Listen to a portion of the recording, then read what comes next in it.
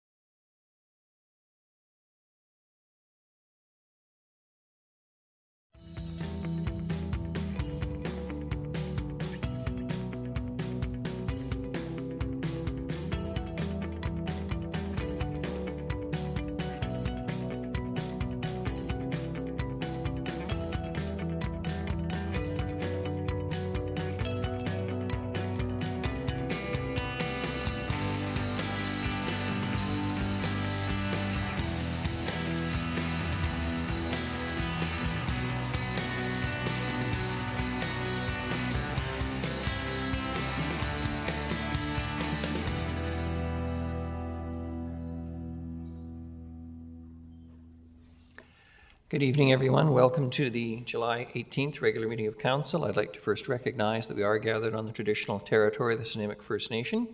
Our clerk tonight will be Ms. Sheila Gurry.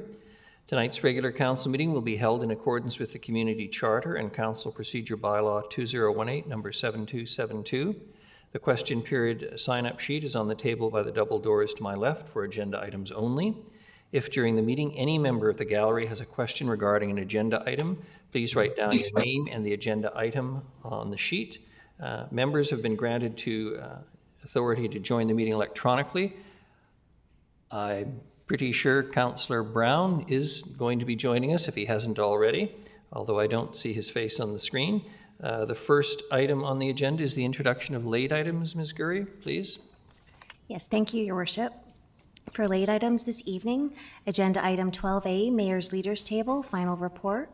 We're replacing slide 6, recommendation 2 of the Donut Economics Philosophy Working Group PowerPoint with a new slide. As well, we are removing the item of the Mayor's Leaders Table final report from its position under reports 12A to be the new 8A, and it will precede the presentation from Jeremy Holm. And next, as a late item, agenda item 12B, parking bylaw exemption, adding a delegation from Debbie Sales. And my apologies if I didn't pronounce that correct. And that's it, Your Worship. Thank you very much. Motion for adoption of the agenda as amended. Moved Councillor Thorpe, seconded Councillor Bonner. All those in favour? Any opposed? None. Motion carries. Motion for adoption of the minutes is circulated. Moved Councillor Bonner, seconded Councillor Martman. All those in favour? Any opposed? None. Motion carries. The Mayor's report. I have a few items tonight.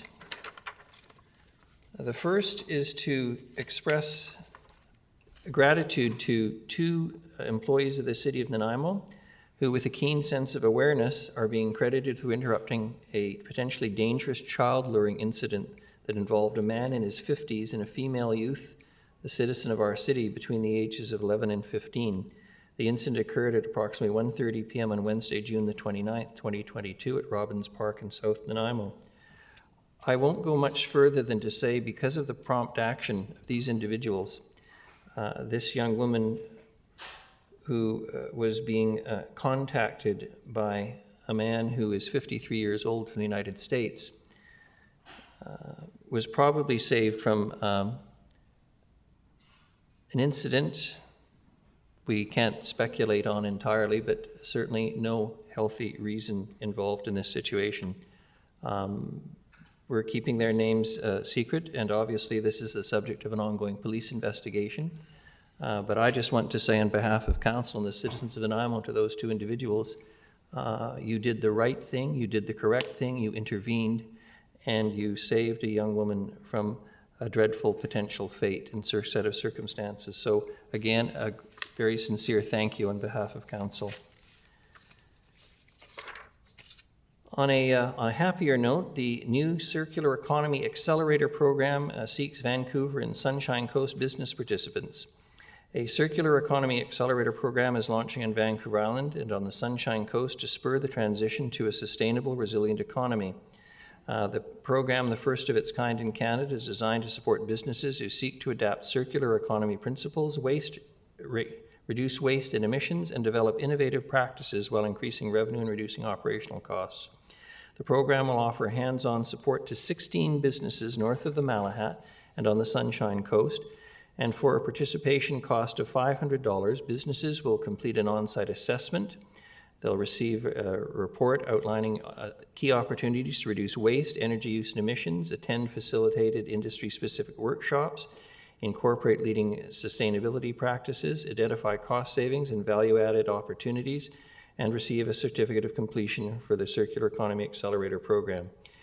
It will be delivered by the Vancouver Island Coast Economic Developers Association in partnership with Synergy Foundation. It's been supported by the Island Central Economic Trust, ICE-T as we know it, and regional partners including the City of Campbell River, Nanaimo, Cowichan Valley Regional District, Gabriola Chamber of Commerce, Municipality of North Cowichan, City of Port Alberni, Sunshine Regional Economic Development Organization. So I certainly encourage businesses to apply for this money as we all try to contend with the changing environment both in the literal sense and in the sense of our business environment as well. On a sadder note, the remains of the much-loved and well-used Departure Bay Activity Centre, which were damaged by fire on March the 17th, will be torn down and removed. The City of Nanaimo recently received notice from its insurance company that the building was a constructive loss and simply cannot be repaired.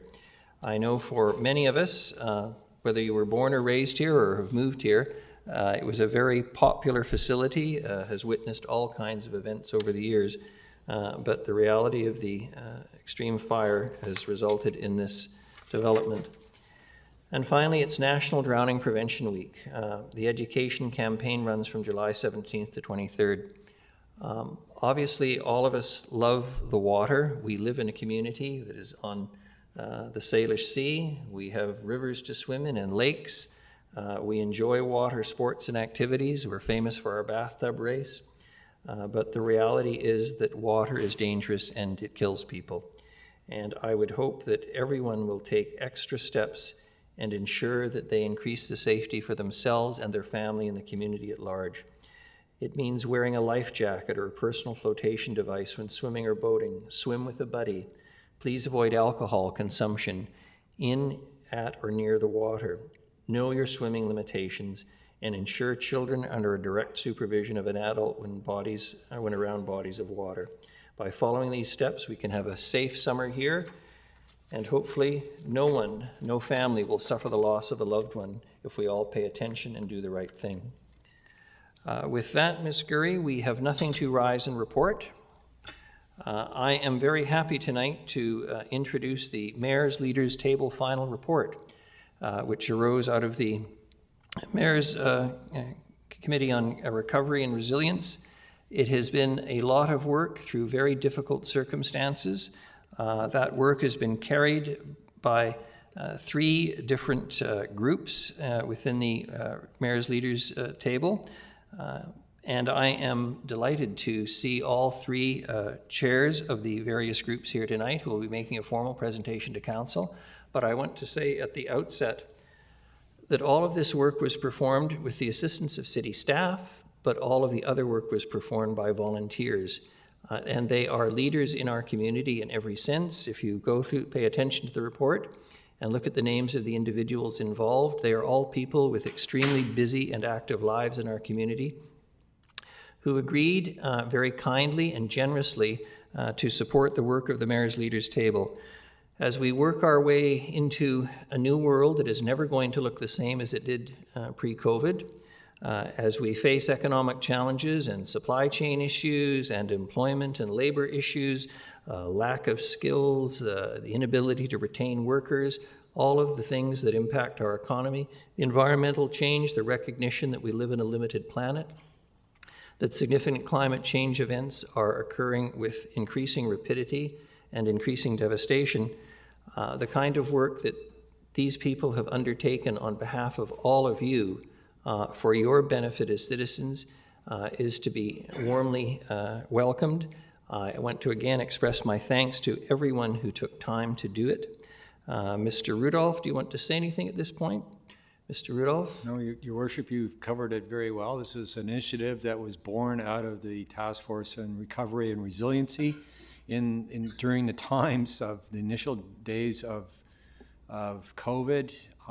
Many of the same people that participated and the leaders here this evening that participated in the initial task force continued to participate throughout the time period. So it's been a journey for them, and it's all volunteer work, and there's been a lot of heavy lifting at times by committee members to filter out and come up with a resolve. One of the benefits that perhaps some of the chairs would mention is that the Mayor's Leaders Table, and there's a recommendation to continue it in a similar fashion, provided a unique and useful forum for leaders in the community to continue to dialogue during this period.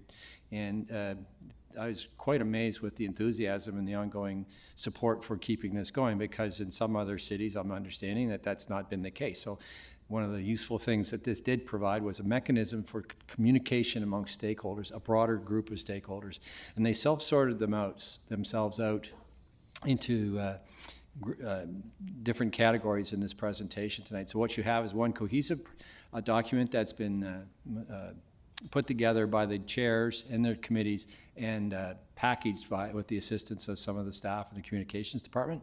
And we're just pleased to have been part of the process. And I think the chairs would say that they're looking forward to continuing with the work that this is starting to produce.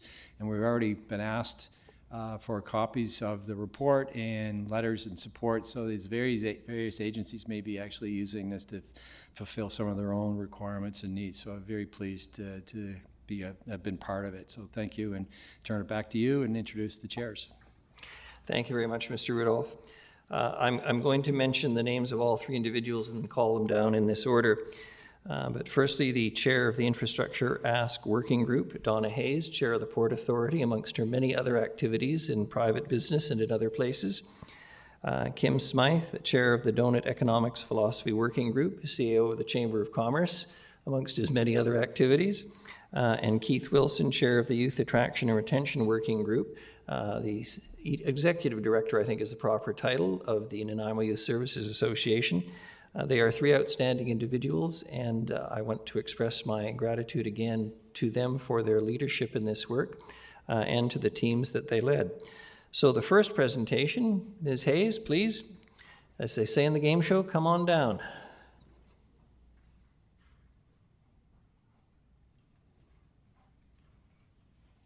Thank you, Your Worship. Thank you to Council for hosting us this evening to present our results. On behalf of the Infrastructure Working Group, I'd like to start by acknowledging that we are on the territories of the Nanaimo First Nations people, and we want to thank them for their graciousness as our hosts. I would be remiss in starting my report this evening if I didn't acknowledge the committee that came together. So I may be the voice you see, the person that you get to hear from tonight, but this report that I'm going to be presenting on behalf of the Infrastructure Working Group was really put together and worked on by an extensive group. I'm going to read that list to make sure I don't leave anybody out. It is in your report, and they include Councillor Ian Thorpe, Councillor Tyler Brown, Ashwa Siri, Board Chair of Nanaimo Hospitality Association, Brian Clemens, President, Board of Directors for the Port Theatre, Charlene McKay, Board Chair for School District 68, Dave Whitty, Board Chair, Nanaimo Airport Commission, Carolyn Holmes, Executive Director, Nanaimo Art Gallery, Grace Elliott Nielsen, Executive Director of Tilikum-Lalem Aboriginal Society, James Hansen, VP of Clinical Operations for Island Health, John Manning, Board President for the Nanaimo Museum, Sean Gallagher, Nanaimo Arts Council, myself, Board Chair for the Port Authority, and my special thanks to Bill Sims, who was our staff liaison and who, quite frankly, we couldn't have done our work without him, and he put together all the beautiful graphics and everything that's in your report. He gathered us together and made the report possible, so thank you to him and to our group. Am I clicking, right? Okay. So I was part of the group in 2020 that was asked to sit on the Mayor's Task Force on Recovery and Resiliency. And last October, you heard a report from myself, standing here in the same position, recommending that we continue with the Mayor's Leaders Table. And I want to thank you for giving our group the opportunity to move forward and create more clarity and conciseness in what next steps should be coming out of a pandemic and what they look like moving forward as we grow our city in a healthy manner. On a parallel line, Reimagine Nanaimo was happening at the same time that our process was happening, and as we give our report this evening, you're going to see how timely that is. So now it's 2021. I've been part of this group for 2 years. I feel today that we're presenting something that's tangible. It's a takeaway for you, so to speak, of what we've been working on for the last couple of years, and I am incredibly proud of the work that all three committees have done. You're going to see that tonight. And as Mr. Rudolph referenced, the report that we're presenting tonight, I can tell you people on the Infrastructure Working Group, we're already using this document. I myself, as chair of the Port Authority, I have already referenced this document in Ottawa, what it looks like for the port moving forward with our projects. This document is incredibly important to us as a community and as a council, I believe, for yourselves. So the first question we asked, because we were divided into 3 groups, infrastructure, donut economy, and youth retention, is why? Why infrastructure? I got to be honest with you, it only took 1 meeting for us to figure it out, and it's pretty obvious to us who are on that committee, but for those who aren't, it's because Nanaimo is no longer a small town. We're quickly evolving into a large urban center. About a month ago, I was in Ottawa, and one of the northern MPs cornered me to say, "Isn't Nanaimo a small rural community?" And I smiled and I said, "Well, that ship has sailed." It sailed over a decade ago when Nanaimo Regional General Hospital was designated a tertiary center, and we were given our first tertiary program with the renal program. We stopped being a rural community when that happened. That ship sailed longer ago when our Harbor Commission was made into a federal port authority, one of only 18 in the entire country, when the federal government recognized the importance and strategic location of the Nanaimo port. That ship sailed. We're no longer a small rural community. We're an evolving, large urban center, and we need to start acting that way and investing in our infrastructure in that way.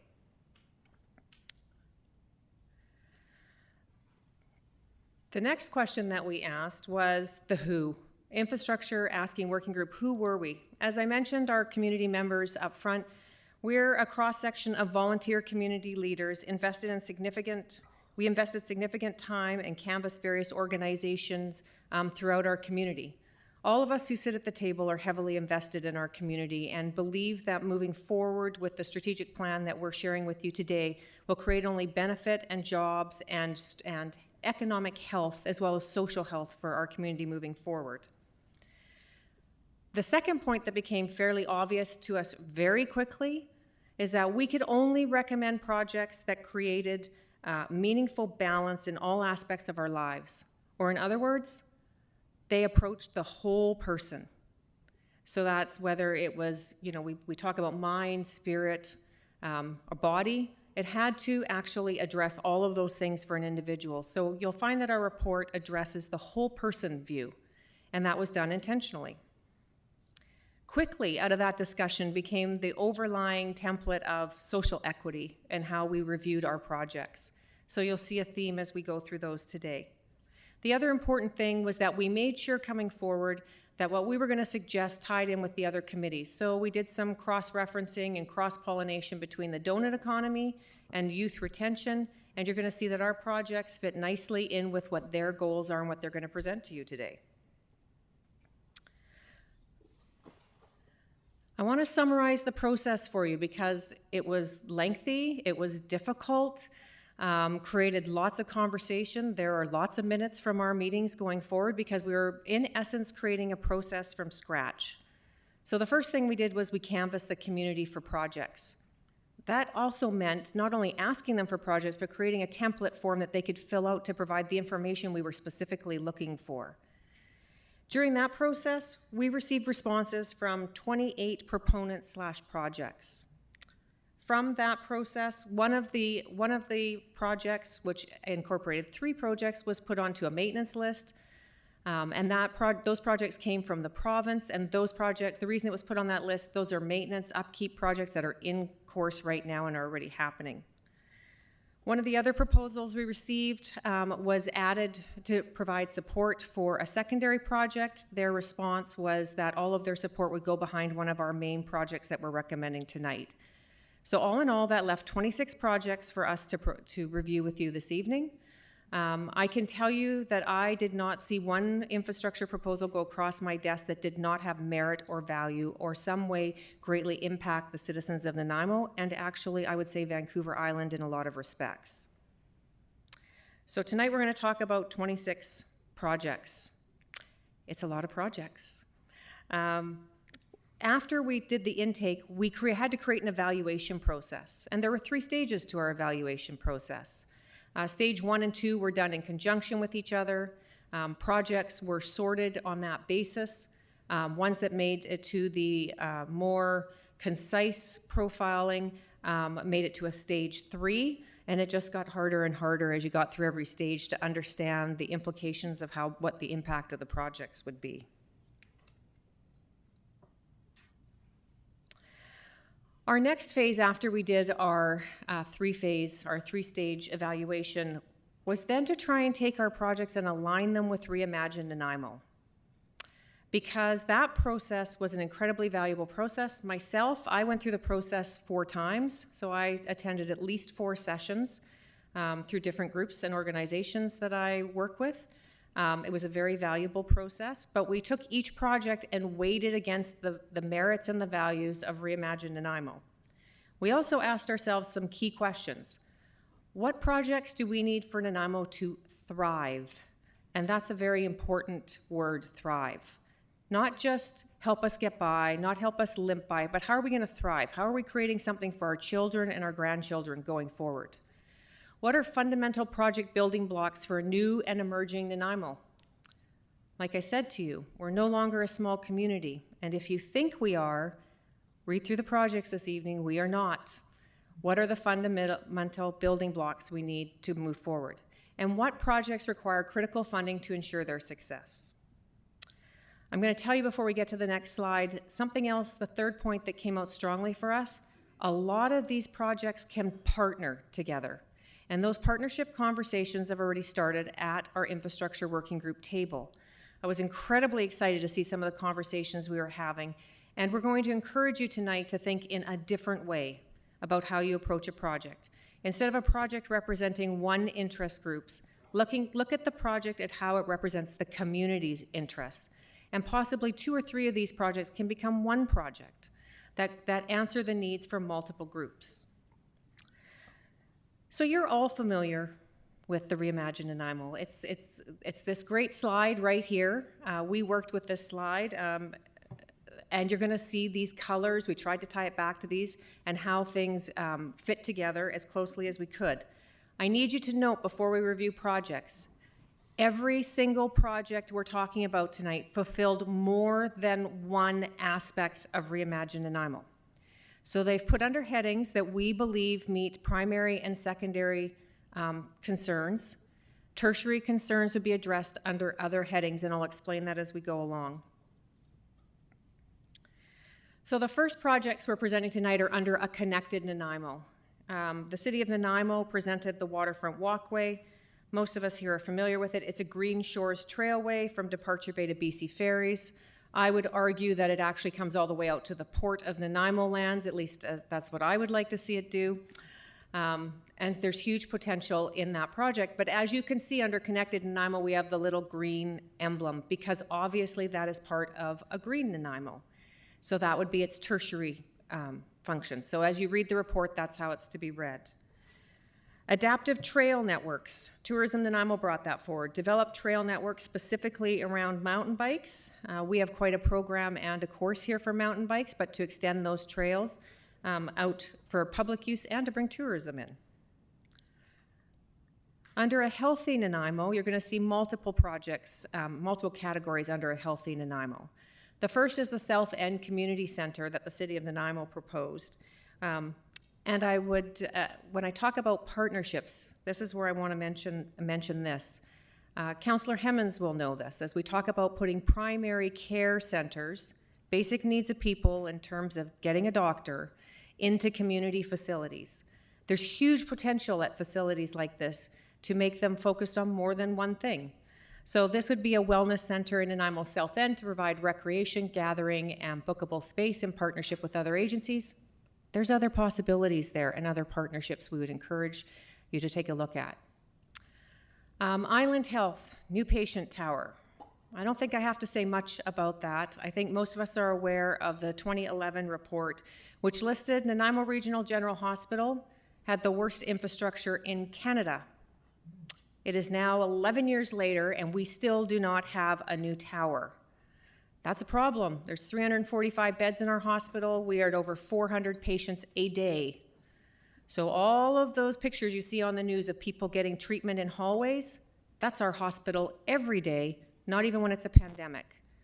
So it's under a healthy Nanaimo, as is the Cancer Center. Imagine a community where your family members can get their cancer treatment at home. Imagine a community where we could get cardiac arrests and a cath lab at home. Those things don't exist here, and they need to exist here. So Island Health and those two projects are on our Healthy Nanaimo list. We grouped housing under one title, under a Healthy Nanaimo. And you can see they have what their tertiary benefits as well.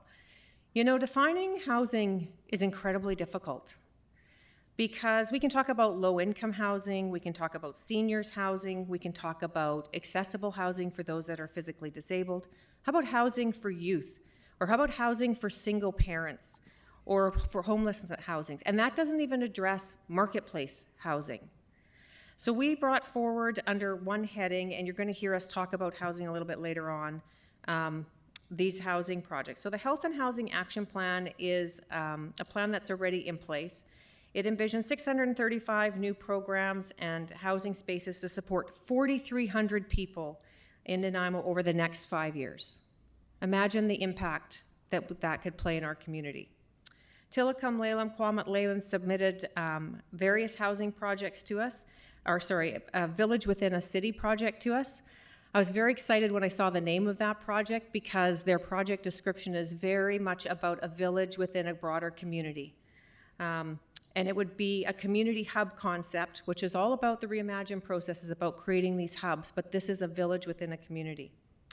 Nanaimo Affordable Housing brought us 4 projects to support people with disabilities and low income.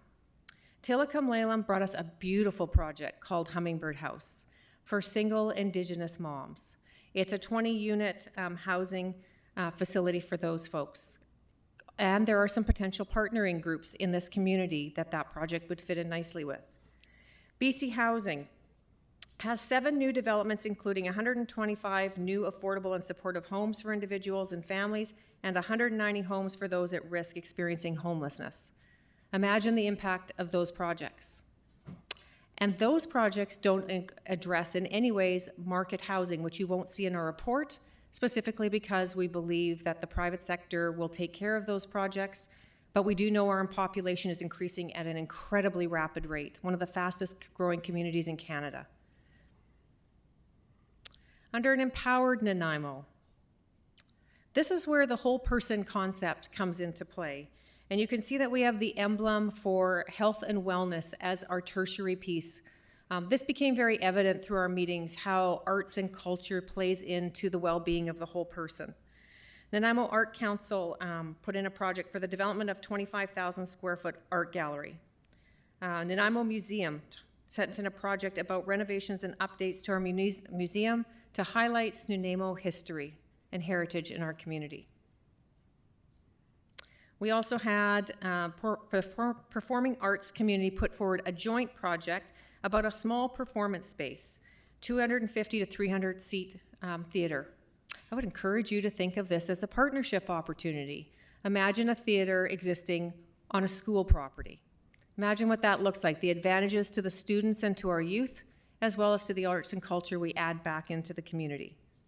Port Theatre talked about their Port Theatre completion, modernization improvements for accessibility. And School District 68 brought us replacement of NDSS. I don't know about you, I graduated from there, and I'm not gonna say when. My parents graduated from there. And when I was at high school there, we were doing asbestos abatement in the 80s. Now, I don't know about you, but that kind of worries me because really the asbestos issue kind of grew into the 90s. So I'm not certain what they were replacing the drywall with in the 80s when I was there. This school desperately needs to be replaced. It needs to be modernized and expanded. And there are partnership opportunities here. A prosperous Nanaimo. Fiber network. The City of Nanaimo brought this project forward about black fiber. I don't think many people in the community know about this project or how important it is, particularly as we move into the discussion around hubs within our community that is identified and reimagined Nanaimo. Imagine your university, your hospital campus, and your downtown business core being connected through black fiber, and what opportunities that brings to this community, as well as an opportunity to bring new businesses who need that infrastructure to our community. I can tell you, those of us that have offices at the hospital campus, we need this infrastructure in place. Island Corridor Foundation. This is on our list, and I know that this is a controversial topic. I'm sure most people have heard the report that talk about upgrading rail to enhance the transportation of people. As the chairman of the Port Authority Board, I would encourage you to look at this as an opportunity to increase the movement of goods on Vancouver Island, the green movement of goods. As the Port of Nanaimo grows into the size that it's supposed to grow to, and I'm going to talk about that shortly, we need a way to move goods between communities. And believe it or not, Nanaimo Port accepts all the goods for Vancouver Island. How do we get it to all the communities on Vancouver Island when we're talking about food? We need some way to do that, and a rail system is an important part of that. So I would encourage you to take a look at that through a different set of different lens. The Nanaimo Airport Commission, construction of a new highway access. I don't know how many have been to the airport lately. It's fantastic. And it's growing rapidly, but it needs more access opportunities from the main highway, Highway 1. And so they put forward that project. Nanaimo Port Authority, marina redevelopment. So we often talk about at the port board table that our marina is the gem of our city. It really is. We call ourselves the Harbor City, but our marina is seriously lacking in some infrastructure. Whether most people know this or not, most ports don't own marinas, and there is no way for a federal port to garner funding through our federal structure for marinas. And therefore, we have to look at other opportunities, which will involve partnerships moving forward. So marina redevelopment was the project the port put forward. The university, last on this list, but certainly not least, put forward the athletic center / field house, which spoke to another proposal we got regarding a stadium district. Development of a new gymnasium incorporating athletic and wellness for university and public use. Imagine what that would mean for our community in terms of sports and hosting more events here in Nanaimo. The hub concept plays heavily into your Reimagine Nanaimo process and encourages the use of strategic partnerships. I would say here that we need to stop thinking in silos, but think about working together in strategic partnerships and what a hub actually looks like, how we can partner those projects and make them more accessible through proper transportation and different infrastructure of that nature. So I know tonight you're going to ask us what are our top 5 projects. We tried to stay away from this as long as we could, but at the end of the day, after all of our assessment, here's where they fall out, and they are in no particular order. Nanaimo Regional General Hospital Patient Tower, equitable housing as a whole, the Community Fiber Optic Network, the NRGH Cancer Center, and the South End Community Center.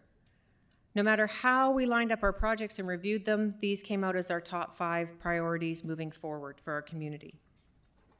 But we would be remiss if we didn't mention these other projects. And these projects are on a separate list for a reason. They will receive funding for no other reason than they are required. So at some point they will happen no matter what. So city infrastructure projects. We need a new Nanaimo Operations Center. That has to happen. We need our public works facility upgraded. RCMP detachment. I think we all know that that has to happen. Water supply upgrades. Can't grow if you have no water. And so that's essential services, and that will grow. Regional transportation infrastructure projects. I don't know if everyone here is aware of this or not, but there's roughly 1 million people who live on Vancouver Island. That makes Vancouver Island larger than 3 of the other provinces in Canada. So how are we servicing those people? Well, our airport has to expand. So phase 2 of the airport expansion I know is well into planning, and that will be happening, but will require some level of support. I mentioned it briefly, our Duke Point terminal expansion. That's a $1 billion expansion that deals with supply chain issues that we're currently seeing and grows the size of Nanaimo's port currently to 1/3 of the size of Vancouver Port. Vancouver's the largest port in Canada. And Nanaimo has opportunities like that. That project is, as I mentioned, I was in Ottawa. That's why I was there, was to talk to the federal government about that project. And under recreation partnership projects, the City of Nanaimo and School District 68 North End Artificial Turf Field. Recognition that sports is a huge part of our life, particularly here on the island and for our youth, and we need to provide more infrastructure for them to have access to it. So where do we go from here? What are our next steps? I have to say that we spent a lot of time at our table talking about this, and I see the mayor shaking his head because he knows I talked to the group about this quite a lot. We have a lot of momentum moving forward, and we don't want to see that lost. We know that walking together with Snuneymuxw is critical to the success of all of these projects. And we know that a lot of these projects, while we're bringing them to your attention at this table today, won't just rely on the municipality. They're going to require advocacy at a provincial and a federal level. And we're all going to need to work together on those pieces. So next steps for us, one of our recommendations was bringing together the table of champions and letting the community groups that are so involved in these projects work together with the municipality, talking to the province, talking to the federal government, working together with our First Nations to make these projects a reality in our community. Because whether we see it or not, I think the hospital is the perfect example. We have been overlooked for decades in terms of infrastructure funding. And that funding has to come to Nanaimo now. And it's going to take more than just a council. I'm not letting you off the hook here because we need your support. But it's going to take a community as a whole to actually make that happen. And our task force recognizes that, and that's why we're recommending to this group about having the table of champions going forward. Final thoughts today. So I mentioned our key focuses that came out of this process was really addressing the whole person. You'll see we have a wide range of projects on the table. They're not all specifically geared in one vein. There's healthcare, there's education, there's sports fields, there's museums. It's across the base. It's about addressing the whole person and the wellness of the whole community. I would say it again because it can't be said enough. There's strength in partnerships. There's strength in working together. It makes us better as a community. It makes us stronger. We need to get out of our silos and start working together to make these projects a reality. And thirdly, the growth of Nanaimo from a comfortable small town to a large complex center, that realization has to be made by the citizens who live here. So with growth comes many opportunities. I've highlighted a few of them tonight. Greater access to sports, to arts and cultures, more housing opportunities in all types of housing, greater access to higher education, your children being able to live at home while they do their degree at VIU. But with those opportunities comes a great responsibility. And those responsibilities are to provide education, to provide healthcare, to provide access to water, provide safer communities, and provide items like food sustainability. And so tonight, I would encourage you and I would challenge the public to take your blinders off with respect to Nanaimo and the way we've always viewed infrastructure, and to put on the lens of the future and what that looks like for our community. I was born and raised in Nanaimo. I could work anywhere. But Nanaimo is a great place to be. I raised all of my children here, and I've had my first grandchild now, and everybody has grown up in Nanaimo. This is a fantastic place to be. But we are changing, and we are growing. And in order to provide the services that our community needs, we're going to have to invest in infrastructure. And we're going to have to get the other levels of government and our community partners to all get on the same page about what the important infrastructure projects are. So tonight, I thank you for listening to our presentation and listening to our ask to move forward with our engagement with the community. And I would challenge the citizens of Nanaimo to act as a community, to come together and push forward the great new vision for Nanaimo. Thank you. Thank you very much, Ms. Hayes. Much appreciated. Councillor Thorpe. Thank you, Your Worship.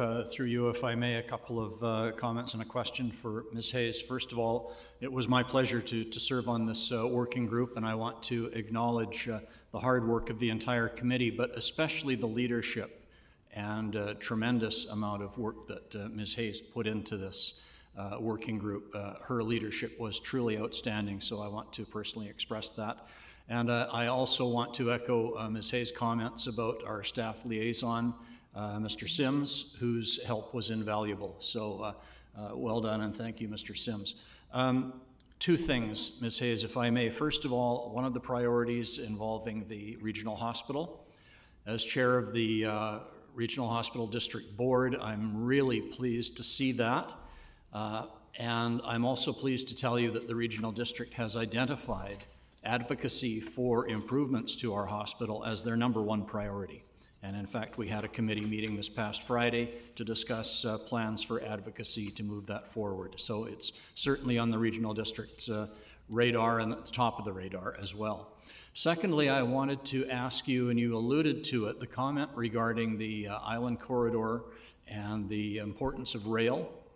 And I think when most people think of rail, they think of passenger rail and maybe the old days of the Bud cars and so on, but could you comment on the potential importance of rail, as you started to do, involving freight, and especially perhaps from the Port of Nanaimo north or back and forth from the north end of the island?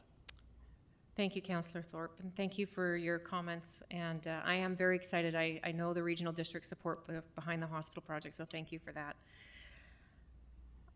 I think on Vancouver Island, we've had the luxury of looking at rail from the view of, simply of passengers. Although in the past, they have been involved in the movement of cargo. I'm not sure if this group is aware, but currently from Vancouver Island alone, we have 19 exports from Vancouver Island that go to over 40 countries in the world. I was surprised when I saw that number. I actually said, well, what is it we export? The conversation around rail and ports and how they tie together is critical. All ports have access to rail. And as the Port of Nanaimo looks to growing our current intake of what we call TEUs, or cargo containers, to 1.2 million containers a year, we need to in some way be able to move those products across Vancouver Island to the communities they go to, whether it's Walmart or Canadian Tire, or whether it's food products that are coming in, and rail is the most effective way to actually do that. But to be an effective port, we also will need to take those containers and restuff them and send them back out across the ocean to other communities who will accept them in rail. But goods come into other places as well. So if we want to export goods out of Port Alberni, right now we put them on a truck, and if they don't leave the port in Port Alberni, which not necessarily all of them do, they have to come by truck through the only one access from Port Alberni to Nanaimo to then be put into a container and put on a ship. That's not an effective or reliable way to actually get goods back and forth. Last winter when we saw the Malahat closed, how are we getting goods from Nanaimo, remembering that Port of Nanaimo services the goods to Vancouver Island? How are we getting those goods from Nanaimo to Victoria? Rail would be much more reliable than having to rely on a road system that can only rely on trucks. So we need to kind of take our perception of how we've always looked at rail as being passenger only and say, how do we maximize that for freight? Because movement of the goods on the island and then movements of goods back and forth from the island and the ability to have those jobs here is relied on freight, on rail. I think it's something that a lot of people don't recognize or just are not aware of. So thank you for bringing that to our attention. Councillor Bonner. Thank you, Worship, and thank you very much for the presentation. Fully in agreement with everything you said today. I do have a question, and it's regarding equitable housing. And the reason I asked for it is we were at a sort of an open house with a local developer here up on top of Rock City Road. And it was, they were building very, very nice houses, very, very expensive houses. And that's fine, that's what the market is for that area. But could you tell me what equitable housing means to you, and what would we be looking at in the future on that? In terms of participation? What does equitable housing look like? Don't give me an easy question. It's right there. I know. Equitable housing means access for all, for everybody in the community, no matter what their needs are. And the needs in the community of Nanaimo are great. I outlined a couple of them, whether they're low-income housing, whether they're single-parent housing, whether it is for someone who has mental health issues or someone that has substance abuse issues, creating an infrastructure piece that gives access for that type of housing across the board to those people. I also believe, and this wasn't necessarily part of our report, that as part of housing, you often have to also offer programming that helps support those people. One of the things I loved about the Hummingbird House project was it was specifically geared to Indigenous young women who were single moms. So that type of housing provides a cultural support piece that those young women will desperately need, that will teach them how to be moms in the culture in which they were raised in. So for me, equitable housing is providing housing across the board to all of those different types of people. It's difficult to answer because it means many different types of projects, but I think there are some opportunities for partnerships. There are groups in our community who are experts at doing that type of thing, and we've heard from them about what partnerships could actually look like and what those conversations look like, and we have to look at more of those partnerships to make them a reality. I know right now we rely heavily on BC Housing to provide funding for those projects, and that's going to continue. But I think if we can come to the forefront with groups like that and to the province by saying we form these strategic partnerships, we have the support of our community to move forward with a comprehensive plan like this. I think that's going to make all the difference in the world for seeing that funding come here as opposed to another community. Thank you. Thank you very much. I don't see any further questions for you. Great. The next is Kim Smythe, Chair of the Donut Economics Philosophy Working Group. Mr. Smythe, please.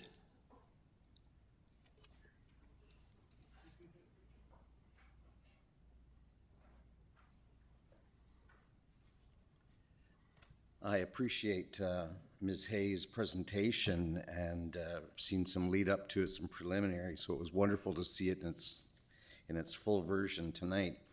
I hope not to let you down, but I have far less than 26 things to talk about.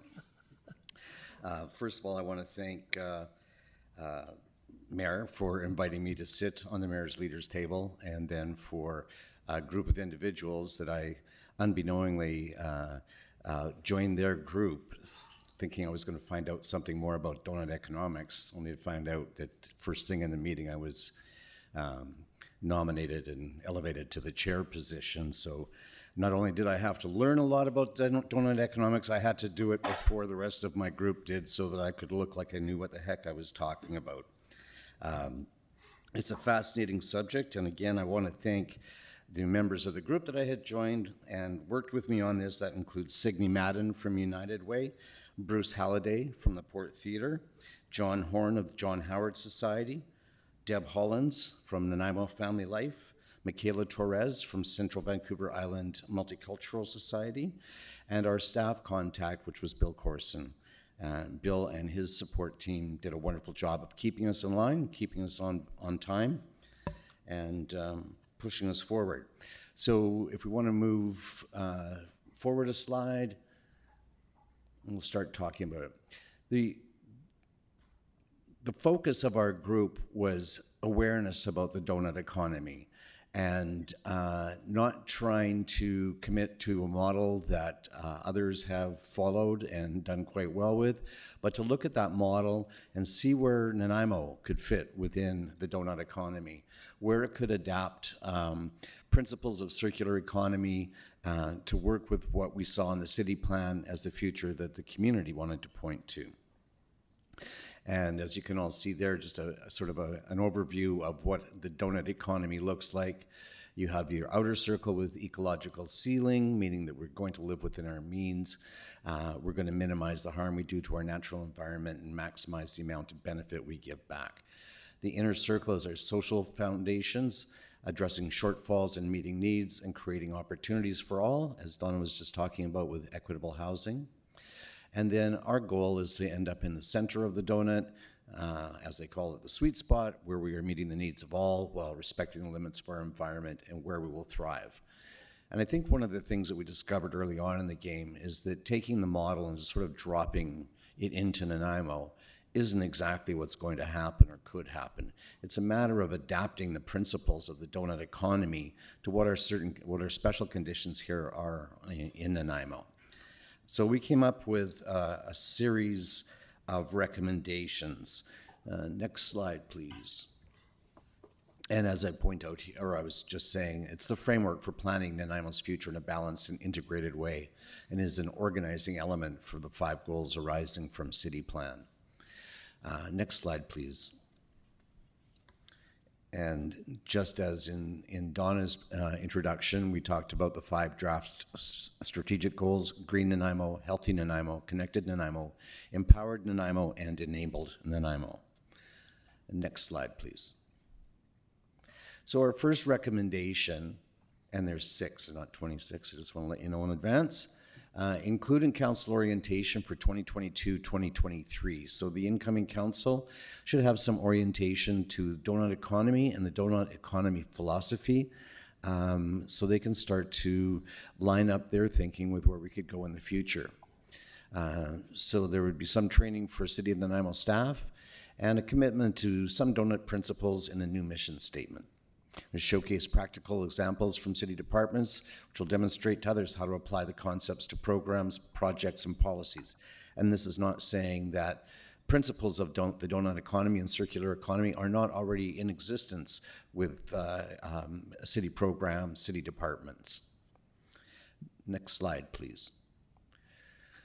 Developing an awareness for a program for city entities, including Nanaimo Prosperity Corporation, Tourism Nanaimo, and the Systems Planning Organization.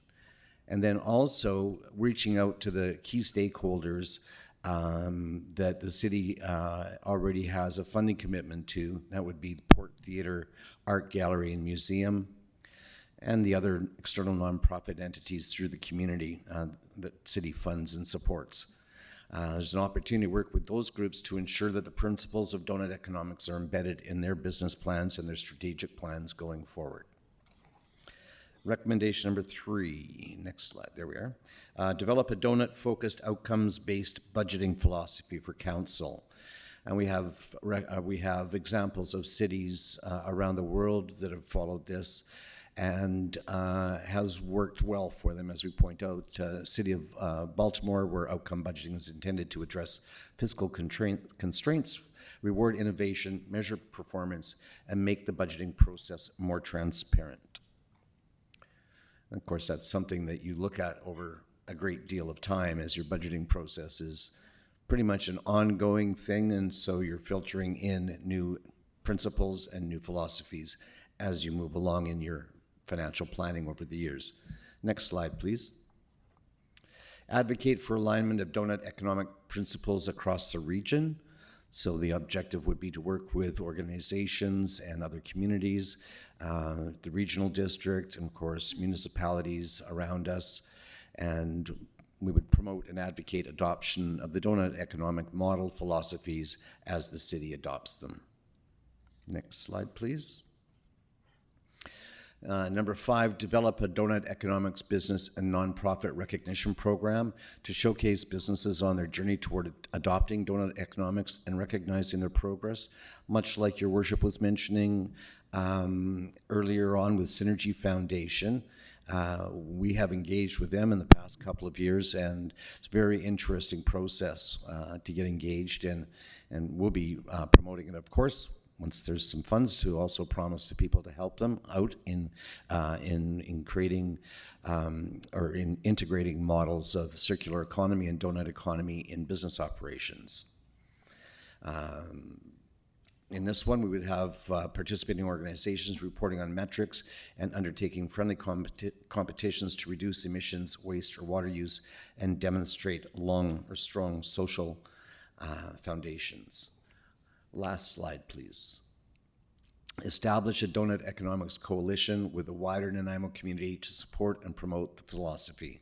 Here, the recommendation aims to promote the donut model through effective outreach and education across the entire community. Tactics include producing and distributing simple, easy-to-understand materials that can be used as teaching models in public schools and other materials suitable for management and board to showcase outcomes and benefits.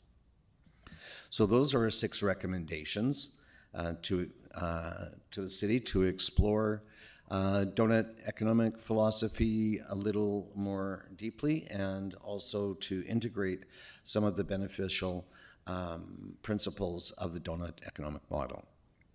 So thank you very much. I remain here for your questions. Thank you very much, Ms. Smythe. Any questions on this one? Councillor Armstrong. Thank you. I was just wondering if you did any surveys of the business community to see if they supported this? No, we did not do any surveys of the business community. I believe that if we're going to integrate this and move towards it, there needs to be a lot more education for the business community to be provided. I'm sure that there's lots of questions out there in the business community. And as a Chamber of Commerce, we certainly have those questions too. What we want is an efficient running city. And what we want is businesses that can perform and look towards a more prosperous and sustainable future.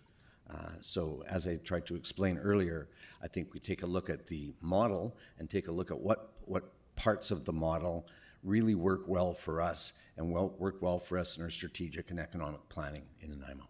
See, I guess for me, that should have been done before we adopted it, but I'll leave that for later. Thank you. Councillor Hemmons. Thank you, Your Worship, and thank you, Mr. Smythe, for your presentation. Would I be accurate in saying that the donut economic model is an organizing framework for our OCP? That's the way I view it, yes. Okay, so then when you say that we're going to create awareness in the community and create awareness amongst partners and create awareness amongst the SPO and prosperity, et cetera, we're basically, you're saying that we are going to make the community aware of our official community plan.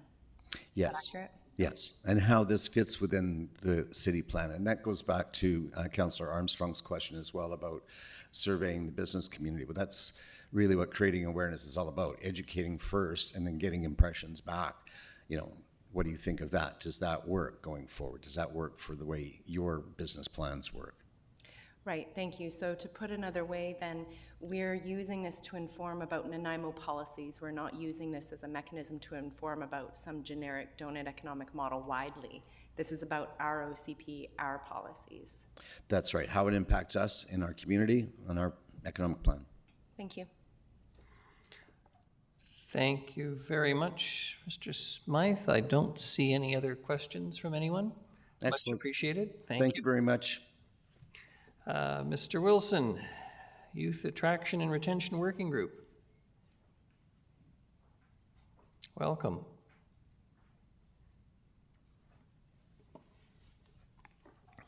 This one's going to be short and sweet. I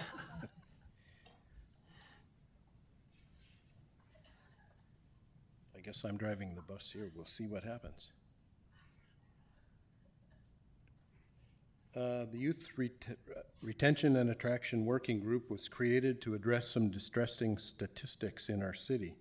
The 15 to 34 age group is growing annually by about 0.8% and compared to a 1.4% growth overall in the city.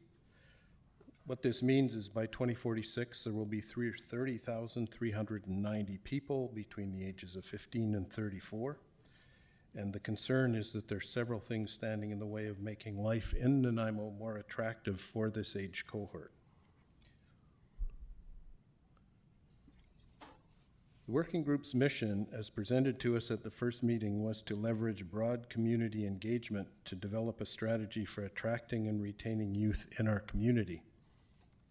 Members self-selected to be in the group, and they included Ben Harak from Save On Foods, Chief Mike Wise from Nanaimo First Nation, Corey Vanderhorst from M&P, Councillor Cheryl Armstrong, Jen McPherson from the Nanaimo Duncan and District Labor Council, the Mayor, Paul Sadler from Harmac Pacific, Deb Saucier from Vancouver Island University, and Belraj Man from Young Professionals of Nanaimo. I was the chair of the group, and Richard Harding and Lynn Work from the city were the staff that supported the group and did an excellent job. Now to the working part. The working group created a survey that was put online by the City of Nanaimo for approximately 3 weeks in January, February. We received about 150 responses to the survey, and it should be mentioned that our work concentrated on the 19 to 34 age group, as these are the people that are more likely to be living on their own and making the decisions about where to live, where to work, and where to play in the immediate area. Two main issues that stand in the way of young people living and working in Nanaimo, and this came through loud and clear, were housing and career options. While these were way ahead of other concerns, they're fundamental to the success of any retention and attraction strategy that the City of Nanaimo may undertake. We did find that there seems to be a disconnect between young people looking for work and the number of well-paying jobs in manufacturing, natural resources, and health services in our community. The jobs that are available in those areas need to be advertised a little harder because the young people in the community don't know they exist. In addition to the numbers, there were many qualitative responses that voiced concerns about homelessness, street drug problems, and the need for safety on Nanaimo streets, especially downtown. Finally, a noticeable number of respondents mentioned health care and availability of a family doctor as concerns. As I said, 3 concerns rose to the top of the list. Housing and employment were key to keeping young people in our community, with recreation options being a significant consideration as well. The working group believes that of the 13 actions that we recommend in our report, there will be some overlap with other working groups' work, and as we've heard tonight, there is. There is a danger, though, that having this many actions may cause insignificant progress on any specific one of them. For these reasons, the working group considers our recommendations 1, 4, 9, and 10 to be key to the success of a youth retention and attraction strategy. Those findings are to work more effectively with law enforcement, other levels of government, service agencies, and the community to address street-level issues of homelessness, addictions, mental health, and public safety. To work with nonprofits and/or other community groups to develop new affordable housing options. Consider partnering with or creating an independent housing investment corporation. Improve city planning regulatory processes for ease of access and response times. And finally, to support development of outdoor recreation options, including supports for bike and mountain bike activities like paths, infrastructure, and other amenities. This slide shows the guts of our report. In housing, we were made aware that for someone working for minimum wage, like a retail clerk, the cost of rent for a studio apartment would eat up about 44% of their wages. A single parent in a 1-bedroom apartment would pay $1,500 a month, or as much as 55% of their income. In employment, we see opportunities for the city to be a catalyst for development and incubation of small office, home office enterprises. With the new work from home mindset, supporting those trying to make a living on their own would be attractive to young people starting out. Changes in zoning, planning regulations, and innovative thinking on economic development would help facilitate these options. The third area of attention was recreation and lifestyle. While it was a distant third, there were still noticeable number of common suggestions in this area. Our region is already known as one of the best mountain biking destinations on the island, if not all of BC. So several comments were put forth asking for help to make this pursuit grow and develop. Many respondents also referred to the city's stated goal of village centers, suggesting that recreation and leisure facilities should be part of these developments. The Nanaimo community had input into our working group as well. The overarching focus of their input was the need for affordable venues for organized sport. They spoke of the value of these facilities both for local groups wanting to use them and for regional and provincial tournaments that would bring income and visitors to our city, much the same as the Fieldhouse proposal from VIU. My last slide. The written report contains more material but doesn't vary from the recommendations that I've just presented. One final comment that probably doesn't need to be made, but I will anyway. is that the concern about affordable housing and long-term well-paying jobs cannot be overstated.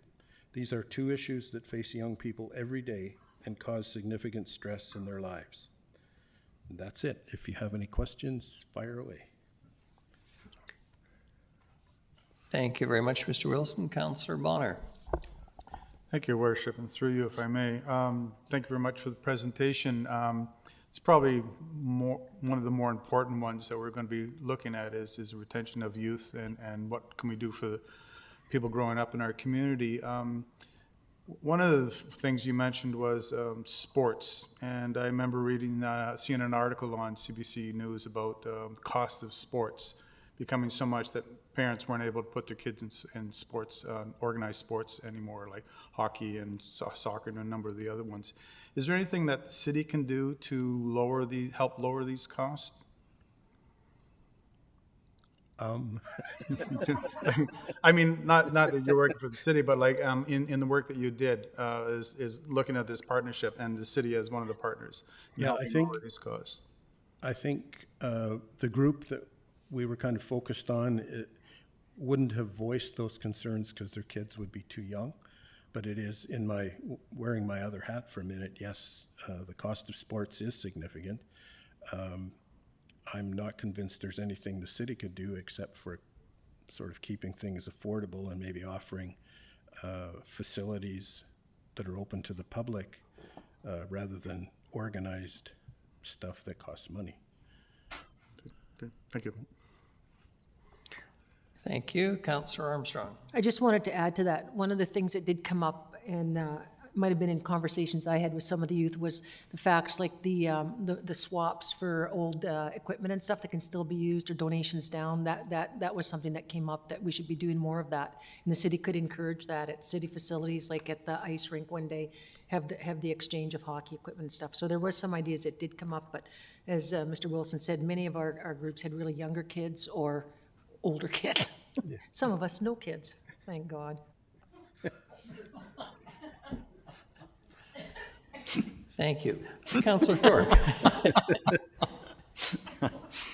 Thank you, Your Worship. Through you, thank you, Mr. Wilson, a really important area, and we appreciate the work of the working group. Just as a partial reply to Councillor Bonner, one thing that I could point out that the city does is the LEAP program, Leisure Economic Access Program, which does help. And it has recently been expanded and refined. So we do have that program in place. Thanks. Good program. Yep. Thank you, Councillor. Councillor Bonner again. Thank you. Just the other question I forgot to ask is in the question of living. You were talking about minimum wage and the effects of trying to find affordable housing. Did the community look at the idea of a living wage and looking at that as part of that going forward? Actually, no. Now that you mention that, it's a bit of a surprise. The concern, I guess, that came to us was that typically, and I think I'm guilty of this, I don't know if everybody is, but I think of affordable housing as being for people who are having a hard go of it. And house prices are getting to a spot now where I've got staff working for me that are university-educated young people that can't afford their apartments. They just can't afford them. So I think what was coming through was that the line that's affordable keeps going up and wages aren't going up as fast. So yeah, that goes back to what you were saying. Good, thank you.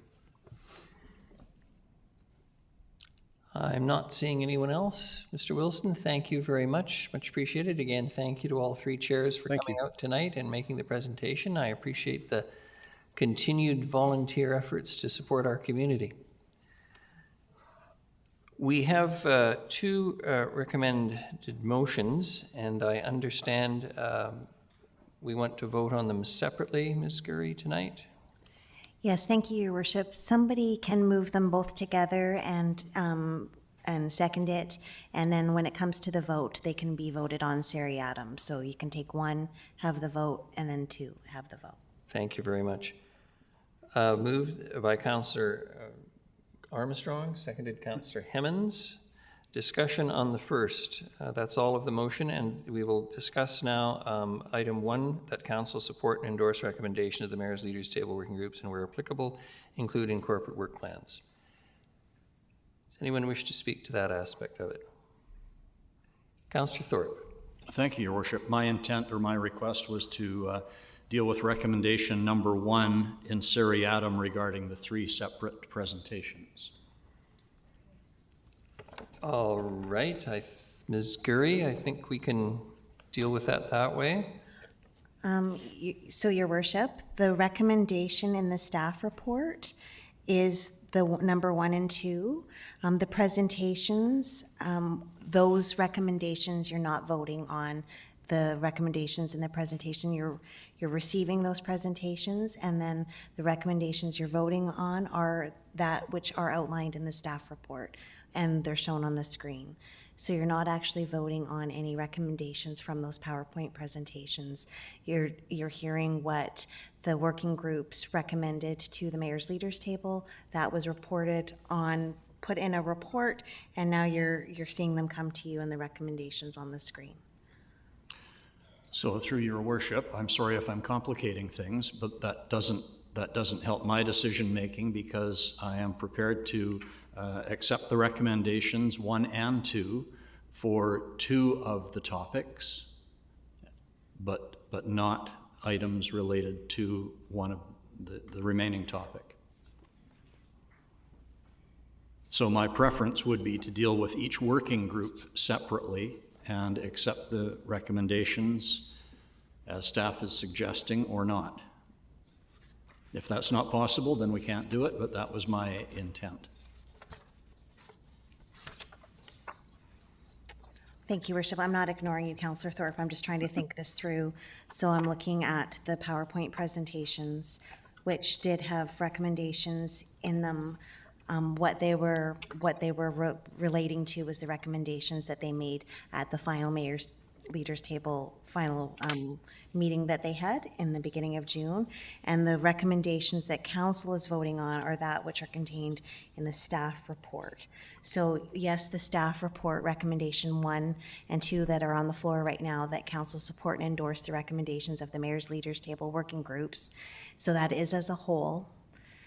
So to break that out into each of the groups, the motion on the floor is for 1 and 2. You're voting on those seriatim, so you could then break number 1 into the 3 working groups. Yeah, we could do that. So the motion on the floor, you're talking about number 1 right now. So we would break that out into the infrastructure ask working group. Do you support recommendation 1 as it refers to that? So do we have consensus on the concept of voting on the recommendations firstly of the infrastructure ask working group?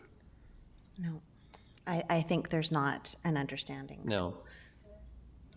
Councillor Armstrong. Yes, I too agree with what Councillor Thorpe is saying, because if we don't break them down, I'll have to vote in non-support of all, which I don't agree with, because they are separate recommendations for separate areas. So I believe they should be taken separately, not all as one, because there's aspects of, as Councillor Thorpe said, that I agree with, and there's aspects that I don't. And I don't think it's fair to have to vote no to some that I agree with based on that they're not broken down. I believe they should have been broken down to begin with, which we normally do for these types of things, not lumping them into one set. Thank you. And Councillor Martman. Thank you. In all due respect, I disagree. I like the motion the way it is, and I would like us to see us vote on that motion first. If that motion doesn't pass, we could look at it seriatim, but right now I'd like to see how this council would vote on that motion, because I agree with all recommendations in the working group from all 3. Councillor Thorpe. Thank you, Your Worship. Just to clarify, and again, I apologize for complicating this, I am happy to take recommendations 1 and 2 together, but I would like to vote on those 2 recommendations separately as they apply to each of the 3 working groups. That is my wish, and if it's necessary, I will make that as a motion if people understand what I'm trying to do. And if it fails to gain support, that's fine. If I may, Ms. Gurian, to try and assist council to get through this, the motion is that council support and endorse the recommendation of the Mayor's Leaders Table working groups, and where applicable, I think Councillor Thorpe is asking that we vote 3 separate motions on each set of recommendations. So we'll have a vote on the infrastructure ask working group. We'll have a separate vote to endorse or not endorse, as the case may be, the recommendations of the Donut Economics, and again for the youth attraction and retention. I don't think that's an unreasonable approach. It'll allow council to voice its difference of opinions if it has any on these. So, Your Worship, the motion on the table right now is the recommendation outlined in the staff report. So if you would like to do it Councillor Thorpe's way, then I think that you need to amend this 1 and 2 right now to say that you were talking about the infrastructure ask working group. So amend number 1 to say the Mayor's Leaders Table Infrastructure Ask Working Group, and then that you're talking about that group for these 2 recommendations. Then you're going to talk about the donut philosophy, and then you're going to talk about the youth attraction and retention. So, let's try and get out of this as easy as we can tonight. We have a lot more to do, and we have other people here to report to us tonight. I'm going to suggest the motion, if the mover and the seconder, if they would withdraw their motion, we could then vote on 3 separate motions that council support and endorse the recommendations of the infrastructure group, another motion that Donut Economics, and another on the youth attraction and retention, and then a 4th vote on whether or not we would direct staff to develop terms of reference. Does that seem reasonable to everyone?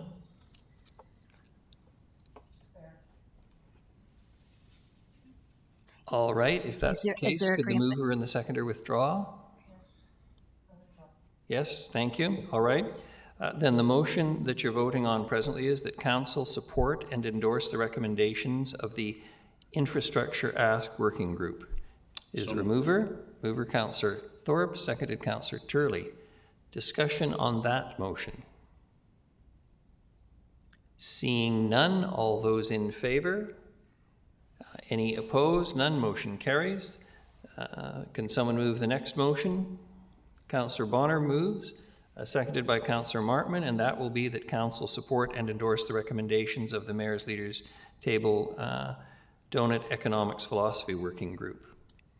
Discussion on that. Councillor Thorpe. Thank you, Your Worship, and I appreciate the indulgence of council. I think they can anticipate where I'm going with this. I really appreciate the work of the working group that was chaired by Mr. Smythe on this topic. But as council knows from a couple of weeks ago, I personally do not accept the validity of the donut philosophy. I don't accept that it should be the basis of our city plan, and I'm not convinced that it's overall beneficial or will be beneficial to our city's economy. So I just cannot, in principle, support condoning or expanding it within our community. Thank you. Thank you. Councillor Armstrong? Yes, and obviously I feel the same way. I think everything that was said in the report should have been done before we even adopted the donut economy, because I don't believe the business people have had a chance to speak to it. The public hasn't spoken to it. I've heard from numerous businesses that are very opposed to it. I've heard from many people that are very opposed to it. As myself, I don't think it's sustainable. I think it's far more costly. I was doing research. Amsterdam, with their beliefs in it, have actually had to pull back on some of it because they found it was costing too much for homes to be built. So I think it's too much in its infancy. I've always preferred the Eichley model, which I think would have done the exact same thing, which is a proven model and has lots of sets, goals, and stuff. So I cannot in good consciousness support this. Thank you. Councillor Gesselrock. Thanks, Your Worship. I think that the recommendations of the Donut Economics Philosophy Awareness Working Group were on point. One of the major ones is that there needs to be some awareness increased in the community around the model, which basically sets a purpose that we're trying to build a thriving community that operates within the means of the environment and meets the needs of people. And we worked hard as a community to build a set of goals, some around non-residential building permits, working age population, GHG reduction, inclusion and diversity, public waterfront access, rental housing affordability, chronic episodic homelessness, access to daily needs, all very well-balanced goals, and basically this framework that the community is going to set its objectives and work towards. We need to build awareness of what we're trying to achieve, and so I think the recommendations were on point, and I definitely support them. Thank you. Thank you very much. Councillor Bonner? Thank you, Worship. I will be voting in favor of this as well. I'm a strong proponent of this. And this is funny, conversation is going to come up, I guess, constantly until we've actually sorted this out. In that, if you look at it carefully, right, the donut economy, we practice it every single day. We run our houses on a donut economy, right? If we don't, then things don't get cleaned and things get, like there's a whole bunch of things. We run our businesses the same way.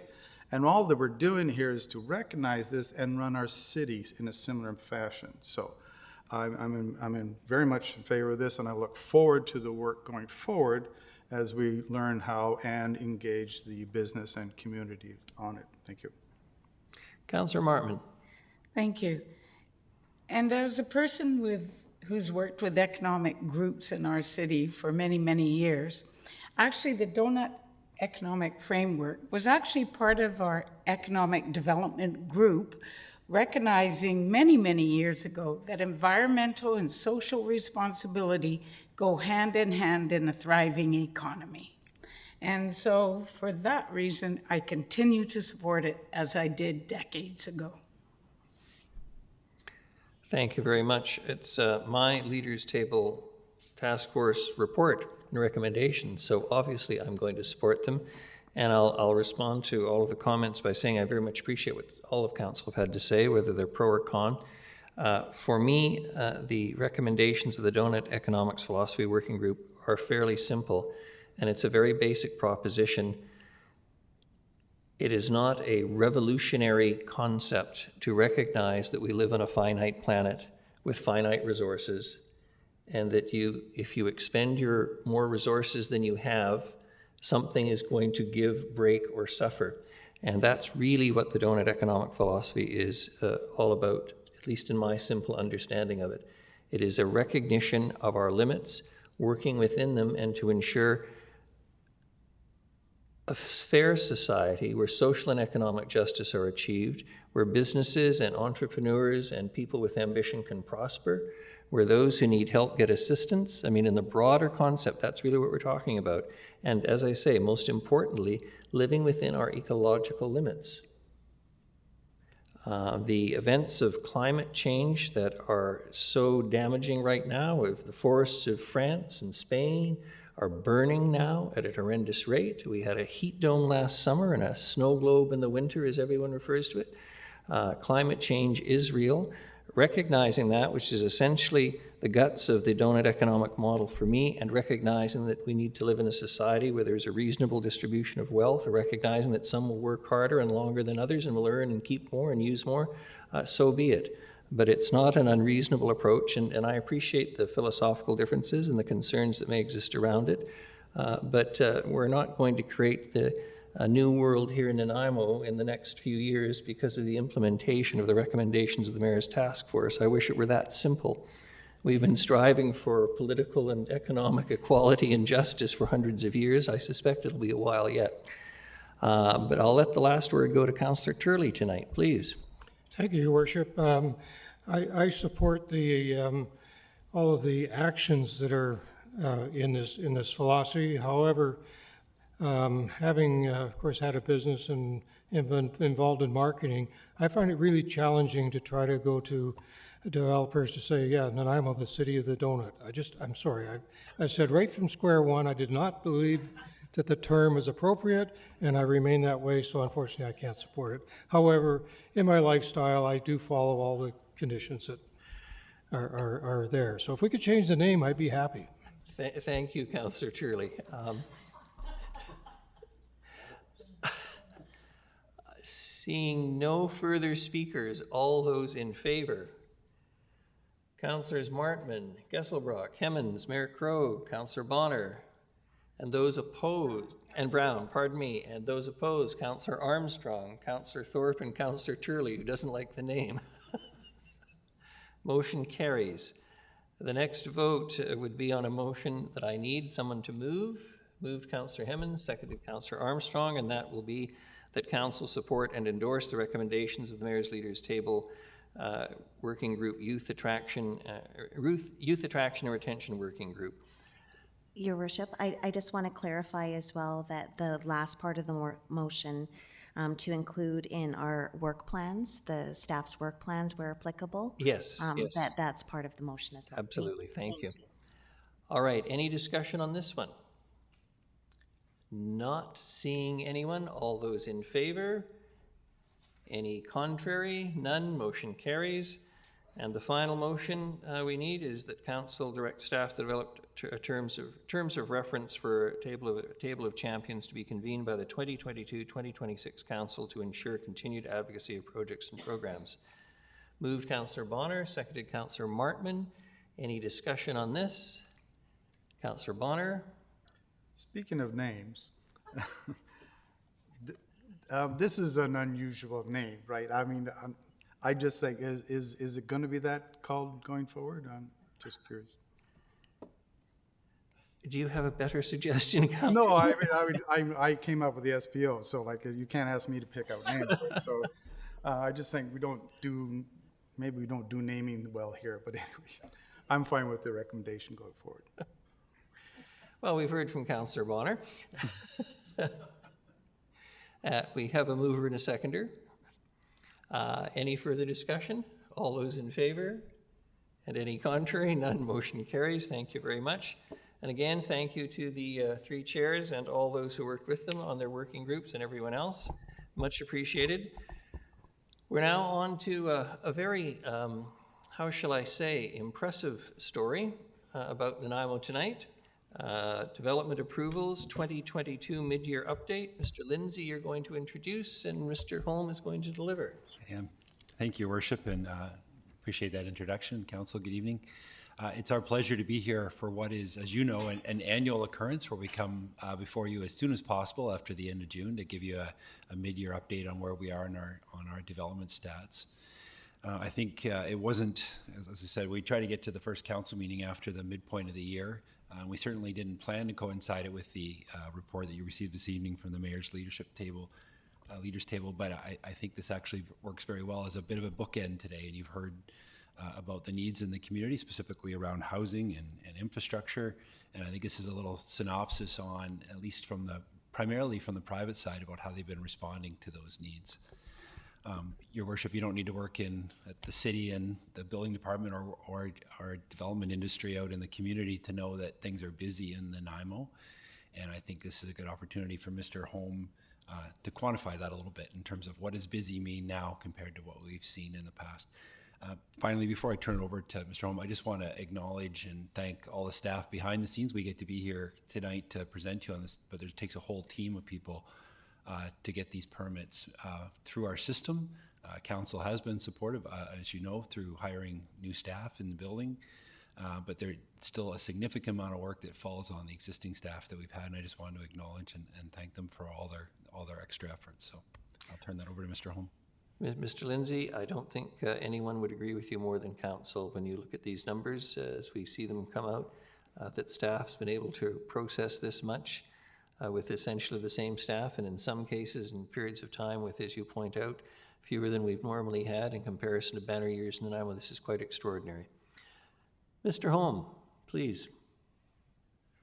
Thank you, Your Worship, and Council. It's my pleasure to be here tonight to provide the mid-year update, as Mr. Lindsay mentioned. So this is building permit or development activity January 1st to June 30th for this year. And I'm going to do a comparison with previous years and then highlight some themes. A couple themes I wanted to touch on just before I launch into the numbers. So obviously you've heard about the market. Well, we know there's a huge demand for housing in the community. And I wanted to talk about the market response and what that looks like. I wanted to talk about the dominance of multifamily housing in that response. And as well, a shift towards ground-oriented forms of multifamily housing that we're seeing as well. And I'll touch a little bit on that, as well as significant public investments in the community and meeting the community's needs through significant public investments.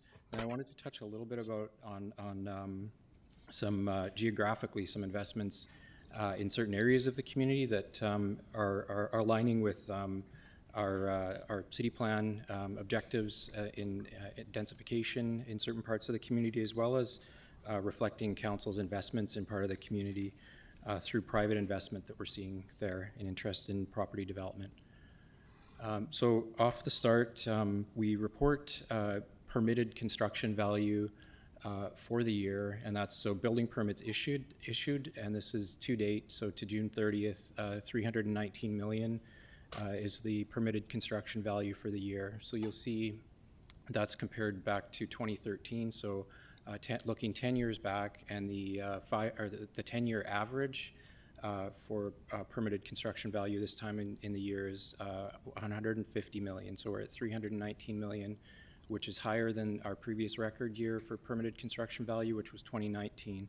Now, acknowledging too that we do take a bit of a shorter look back too, because obviously there's council's aware, the community's aware, anybody listening is aware of the inflationary impact on the cost of construction.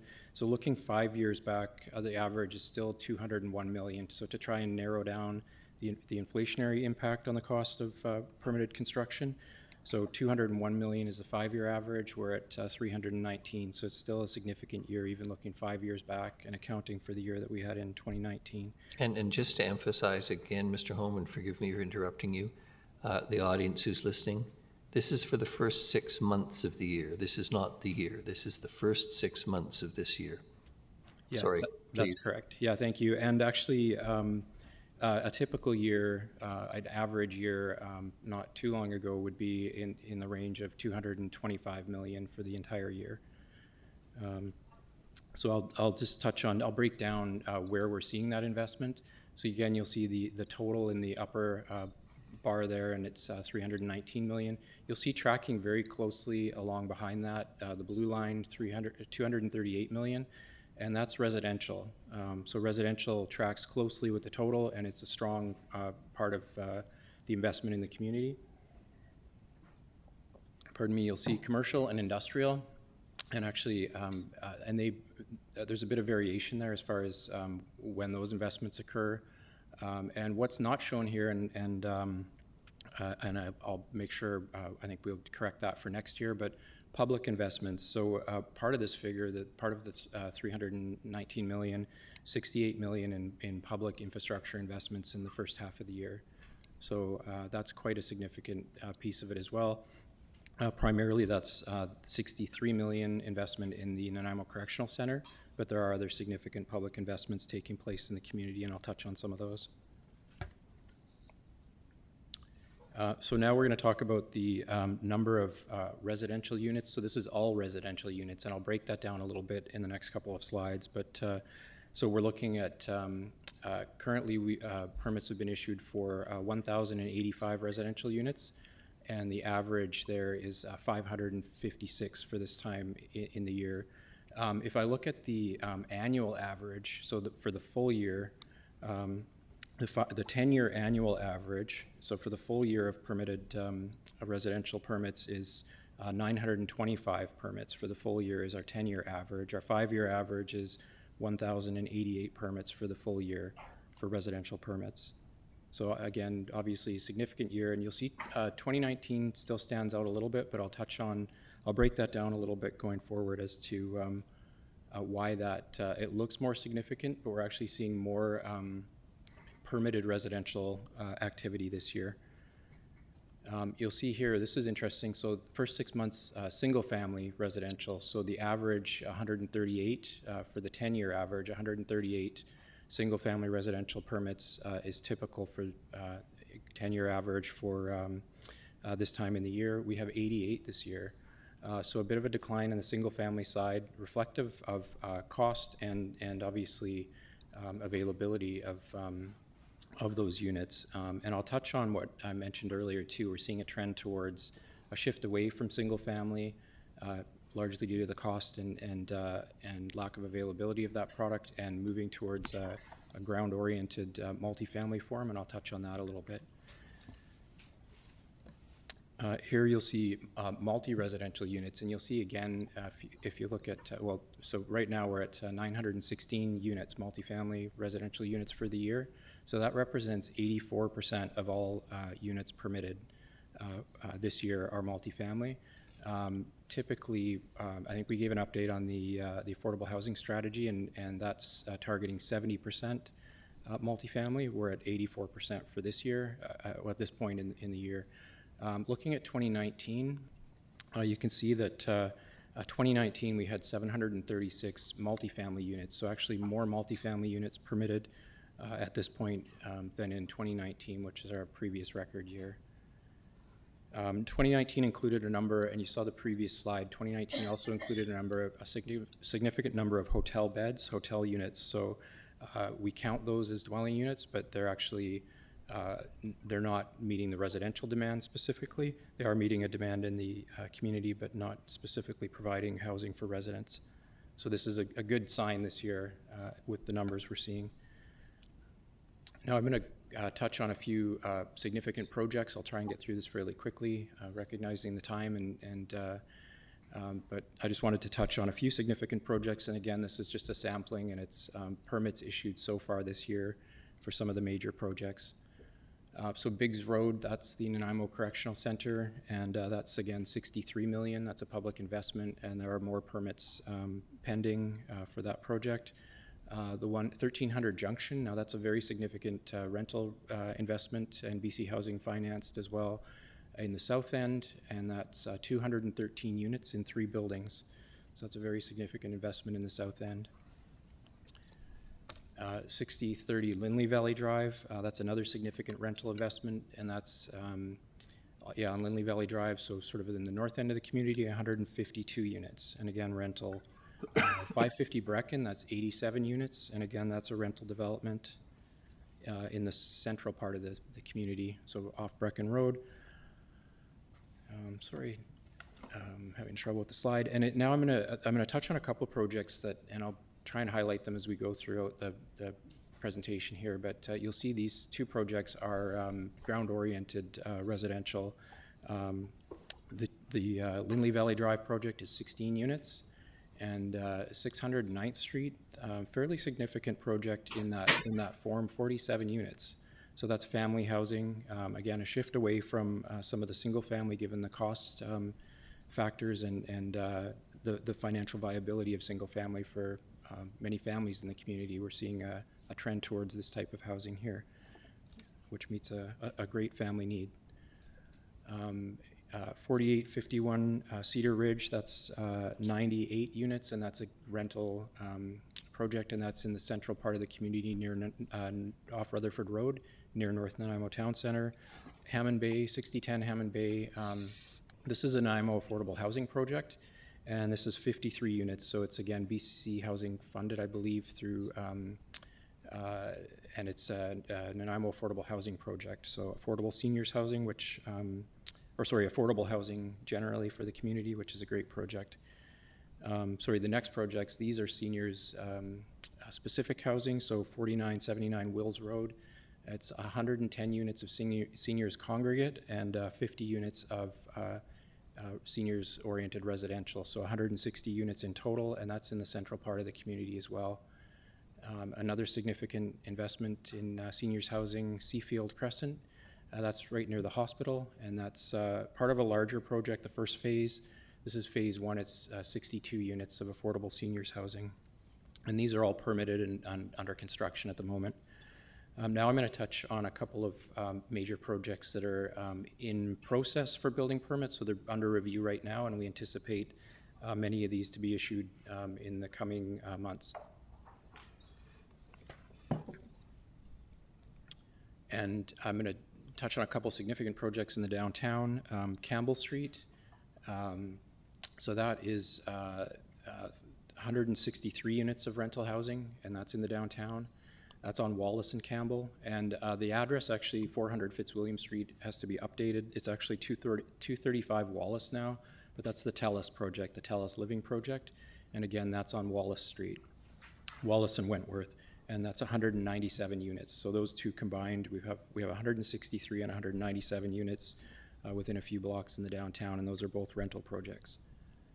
And they're in for permit, they're under review and should be issued within the next few months. 388 McCleary Street, that's a property that'll be familiar to council, and it's proposed now as a 145 unit seniors congregate housing project, and that's in the Old City. 4951 Jordan Avenue, just to spice it up a little bit, add a little flavor. It's not all residential. This is an industrial project, and it's 3 buildings and 7.5 million in 3 buildings. It's quite a prominent site, Jordan Avenue and Mostar, and across from Slag Lumber. So that's a good addition to the industrial development in the community, and housing for all. We have as well student housing at 326 Wakesaya Avenue, and that's 162 units of student housing on Wakesaya. We have Songbird Place, which is another sort of midtown off Rutherford near Nanaimo North's town center, and that is 98 units rental. A project here council will be familiar with as well on Shenton Road. That's a mixed-use medical project, and that one is underway with $7.8 million in that project for a mixed-use medical facility.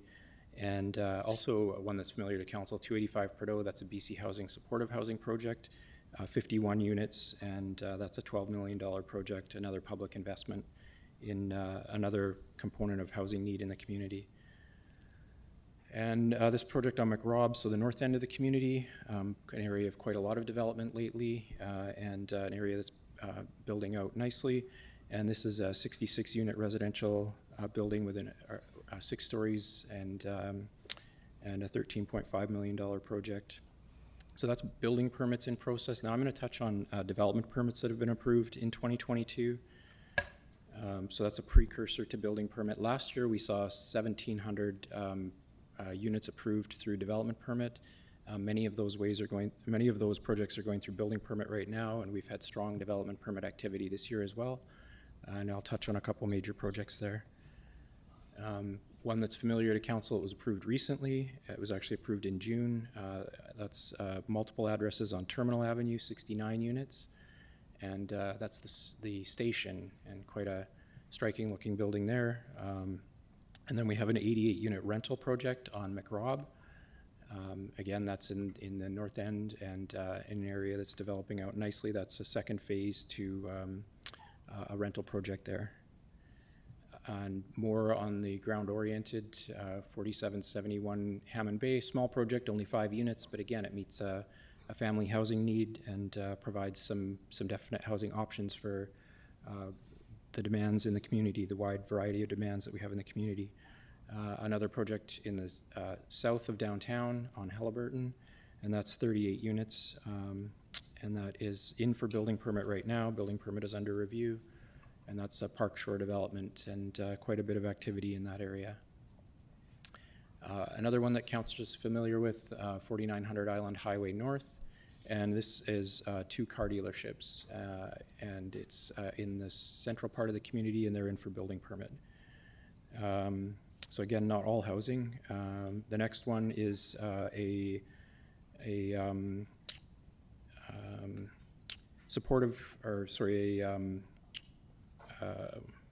personal care facility. It's 40 units on, sorry, I was struggling for the term there. It's a personal care facility.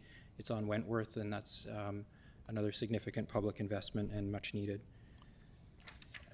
And again, on the ground-oriented theme, we're seeing development in the central part of the community. This is part of the Hawthorne development, 497 Menzies Ridge, and that's 22 units. And then this one on Prudhoe, 421 Prudhoe, again in the Old City, and that's 16 units. So quite a variety, as you can see here.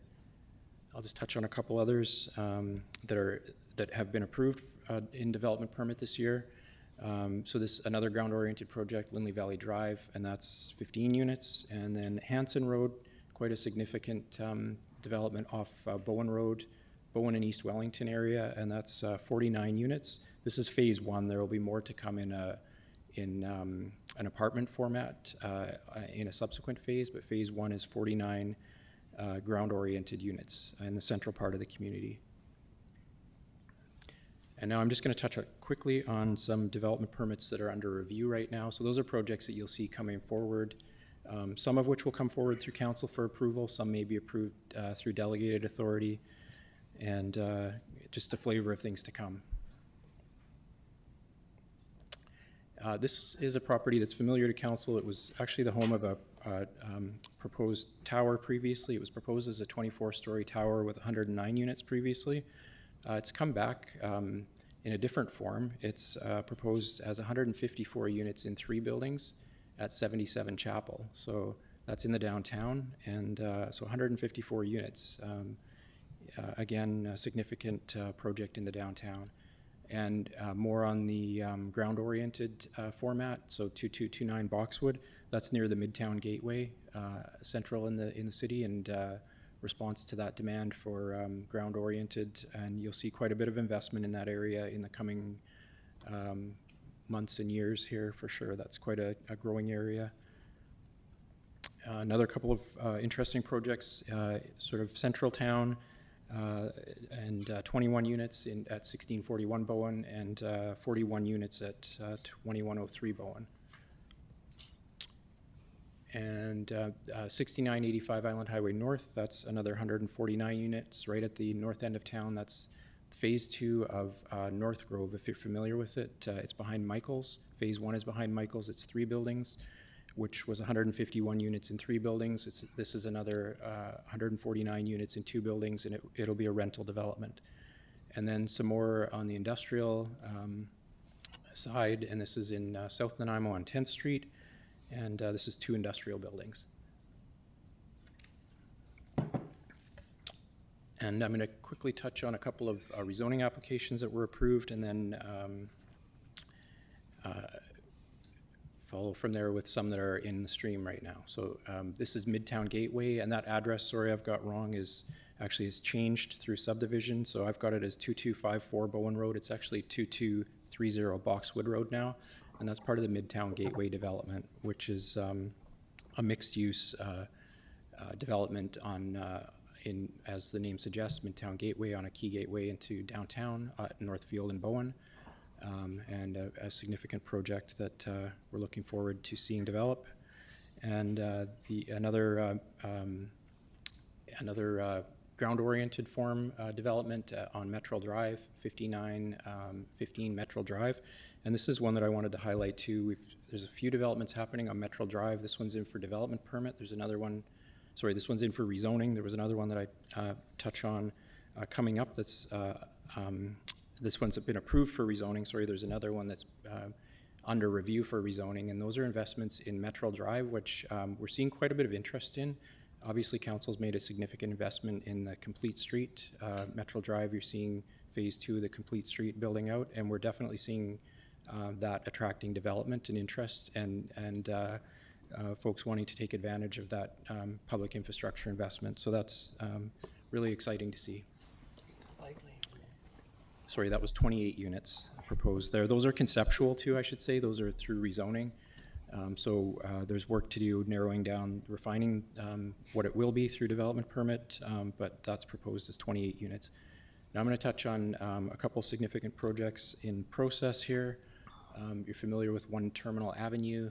This is in the downtown along the Millstone and Comox, and this is the site of the Howard Johnson Hotel, and it's 760 units. This is the concept. It's in for rezoning. 760 units plus 120 units of hotel. So 760 residential plus 120 hotel units. This is a 26-hectare site. There'll also be some commercial included in that. So that's a very significant and exciting development in the downtown. The next, Sandstone, you're obviously quite familiar with. The master plan was approved in February by council. It's moved on to the next stage, which is rezoning. What was proposed through the master plan and will be reviewed, and the land use regulations and approvals put in place through rezoning, which would be 2,200 units. That's in concept, as well as obviously significant industrial, light industrial, and neighborhood serving commercial as well in the Sandstone development. And that's 294 hectares, so quite a significant development in the south end. Couple smaller projects. Oh, sorry, those hang on, I went the wrong way. Couple smaller projects to touch on. Again, ground-oriented flavor. So this one at 879 Park is interesting. It's in the south end, and it's actually proposed as 3 and 4 bedroom units, which is great for family housing. It's very sort of community-oriented family housing. And this is Petroglyph Developments is proposing this, so quite a significant investment in the south end and a big improvement in the community there and in family-oriented, ground-oriented housing. Metro Drive, another investment on the complete street Metro Drive, and this is proposed as 22 units. That's in concept, ground-oriented, 22 units on Metro Drive. Just a couple more. These are the last couple here, actually. 564th Street, and again, a significant investment. This one's in Harewood. Proposed 168 units in a ground-oriented form. So that's very significant in that form of housing, and a well-positioned property for that near schools, near the university, near all sorts of services. And then one on Manzanita, that's 16 units, and it'll be in a taller form, but sort of an infill project in the Rock City area. And these are, again, not the full number of projects under review. These it's just a sampling of some significant projects. And I'm just going to end on a kind of an interesting slide. I'll give you I think you've seen this before, but just give you a couple details on this one. So this is, we've identified some major developments, various stages of approval in the downtown. And again, these aren't all developments in the downtown, but this was displayed at the Thursday night market and is actually, this board is on display in the Sark building, but this is showing 16 projects. Unfortunately, you can't read it at this level of detail, but I'll just give you some highlights. It's 16 projects in the downtown, various stages of approval. This represents over 957 units in these in these 16 projects, 957 units. Various stages of approval, including the fire hall, which has fire hall number 1, which has occupancy, and obviously the hotel is amongst these at 100 Gordon, which is a 172-unit hotel suites, and then all the way to the and not included in the 557 units as the Terminal Avenue project, which would be further down the development approvals pipeline. But as I mentioned, one Terminal Avenue is 760 units and 120-unit hotel facility. So very significant investments just in the downtown. So that's kind of exciting to see, following on the speakers previously and representing the mayor's leaders group, and also following on the heels of adoption of the city plan, the Nanaimo Reimagined. It's exciting to see all of this happening. So I'm happy to take any questions, but that's all I had to say. Thank you. Thank you very much, Mr. Holm. Councillor Turley. Thank you, Worship. Through you to Mr. Holm. Yes, that's very impressive, but I'd like to hopefully make a point for the public that this isn't all that the staff is working on, and I'd kind of like to get an idea of where renovations and additions, that type of thing, stand with, I know dollar-wise it wouldn't be anywhere near, but the actual volume, does it compare in amount, or is it just a small portion? Well, that's a great question, and yeah, through your worship, and thank you for highlighting that. And it is an important. So these are new. This is new development, and what we don't see here, and dollar-wise, it wouldn't be as significant, but it's very important to businesses in the community growing and establishing in the community, as well as just improvements to existing building stock. We see many applications for alterations, renovations, tenant improvements, and council's been supportive of, as Mr. Lindsay mentioned, of additional staff, as well as giving direction, and staff are working with a joint building permit advisory working group on improvements to those processes, recognizing that that those improvements are critical to helping foster business and support growth and development in the community. So I've highlighted major new construction, and dollar-wise value, the renovations and additions are usually quite a bit less significant, but no less significant really in the economic importance in the community. And we're that's thank you for highlighting that. That's a great question. Thank you. Thank you. Councillor Bonner. Thank you, Your Worship. And a couple of questions, if I may. Are building permits steady or are they seasonal? Like, you've given us 6 months. Like, say, am I looking at housing units of 1,832 by the end of December, or is it seasonal? Through Your Worship, there's some seasonality to it, but it's they're more historically probably, but we're seeing really no let up in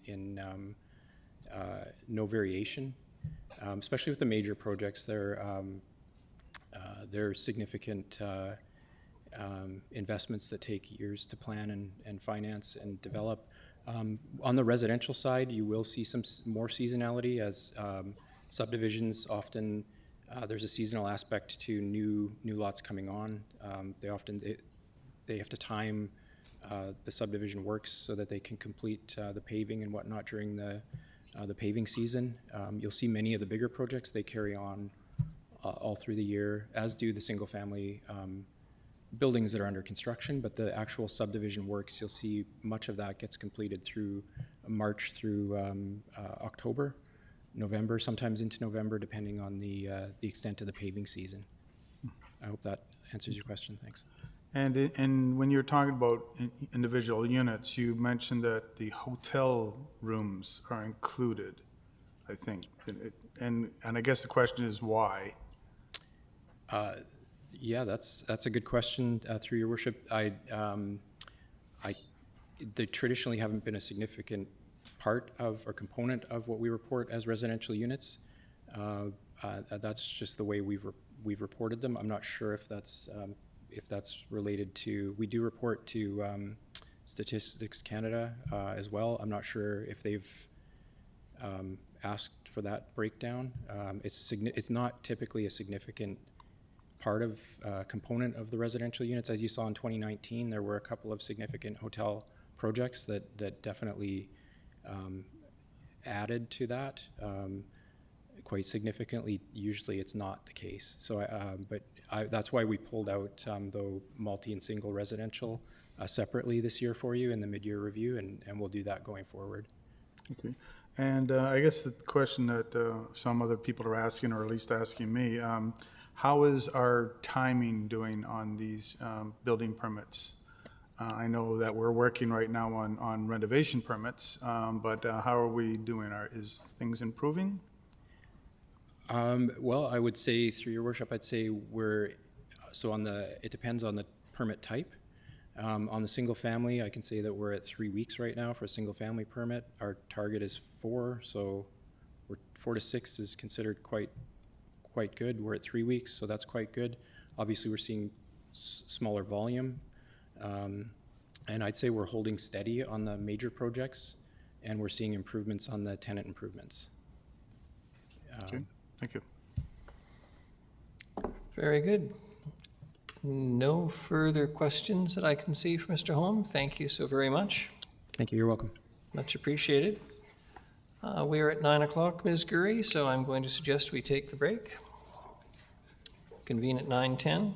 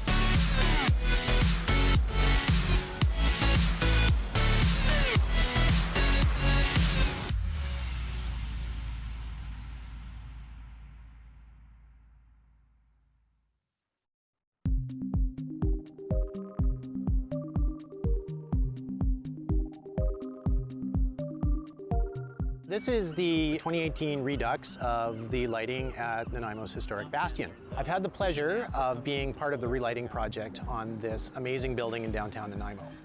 So what we did is we've replaced the original high-pressure sodium lights, which basically did an okay job of lighting up the bottom 10 feet of the building, and replaced them with modern LED lighting that has the capacity to change color.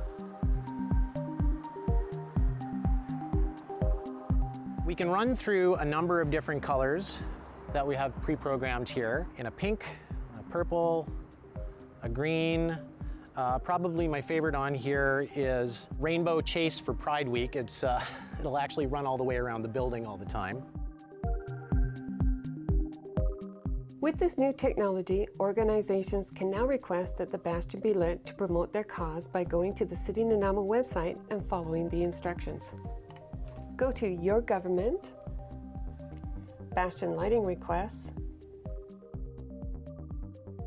complete the lighting request form, and submit. You will hear from us within a couple days if your request has been approved, and the bastion will be lit in the colors that you have requested. If you have any questions, please contact the Mayor's office at 250-755-4400. So the next time you're in downtown Nanaimo at night, come on and check out the new dynamic lighting at the Bastion.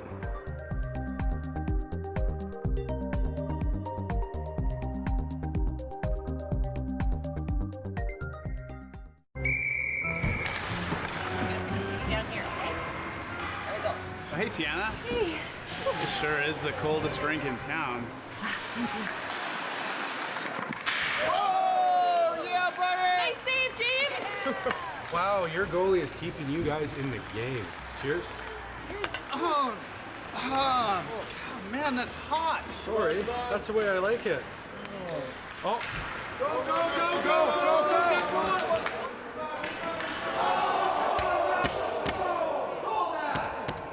go! Penalty shot!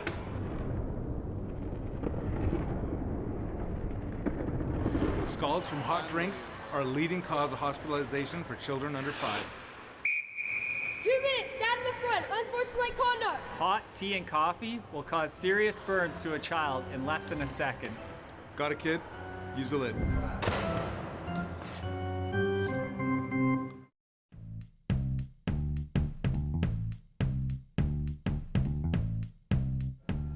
What we have here is the Real Ice technology that was installed at the Nanaimo Ice Center. It allows us to use cold water from traditionally hot water that we used to use for making ice. Basically, the water will come in through the bottom, go in through a vortex idea, making the air bubbles microscopic in size, which makes a better, more dense sheet of ice. Differences that you'll see with the Real Ice is there's less snow developed, so that's easier for cleaning, and also it's a denser, harder, clear ice. So the ice skaters will certainly enjoy that. And the city plans to implement Real Ice at our other 2 arenas as well.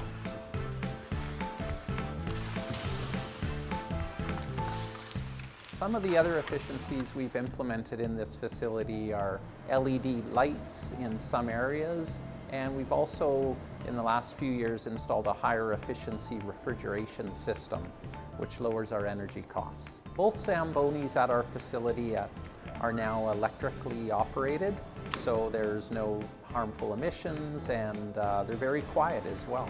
So what this means for the city is that we're able to use less energy and also reduce the amount of greenhouse gas emissions, which is more beneficial to the environment.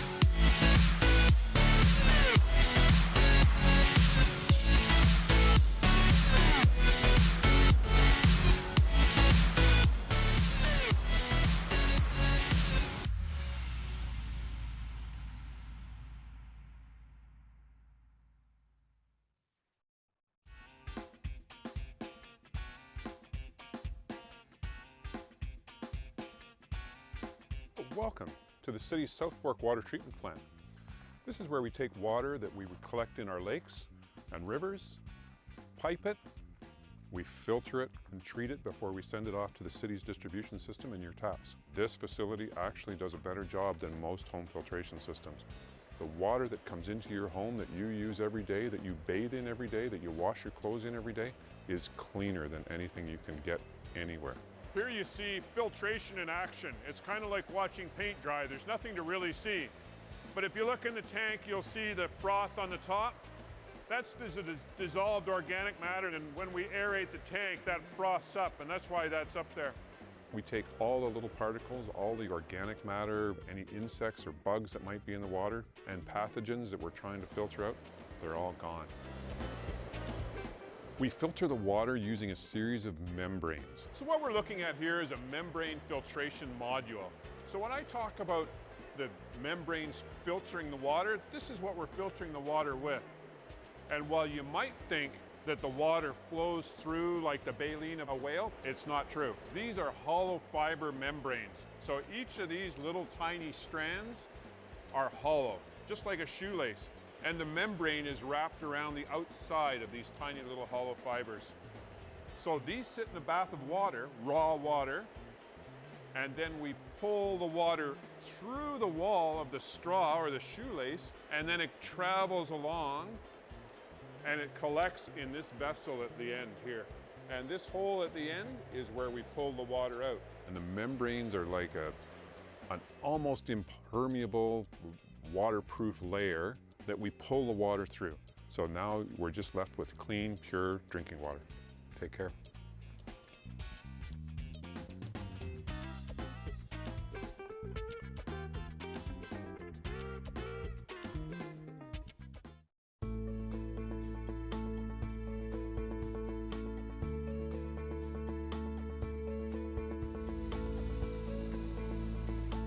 You are looking at Unit 400 from the City of Nanaimo Public Works Department. This truck is called our paint truck. It puts down most of the center line in the City of Nanaimo. Right now on the back, we have Holly. Today she is in charge of keeping the line straight. She can move the wheel back and forth right or left, which controls this paint gun. And then right behind the paint system, there's a glass beads that are dispensed onto the fresh wet paint for retroreflectivity at night. The painted lines can last 1 or 2 years. Most center lines in Nanaimo are painted every year. The white crosswalks and stop bars in thermoplastic can last anywhere from 2 to 7 years, depending on traffic flow. And on the back here, Derek will be kind enough to be dropping cones onto the fresh wet paint so vehicles do not drive over it. There's a lot of moving parts, high pressure, traffic, a lot of things going on at one time, and we're all working together. There's a lot of prep work before to make the lines straight. There's a lot of pulling of lines. Most of our equipment has guidelines and markers. It's a very rewarding job working for the Public Works Department. Lots of things go on and you stay in touch with the heartbeat of our city.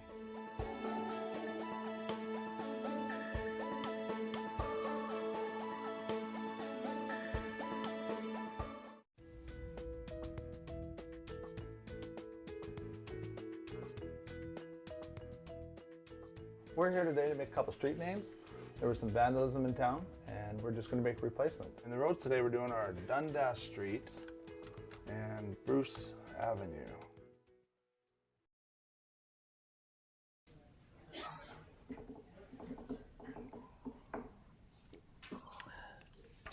All right, let's reconvene. The next item on the agenda is committee minutes. Ms. Gurry, there are just there for receipt. The next item would be a motion for adoption of the consent items.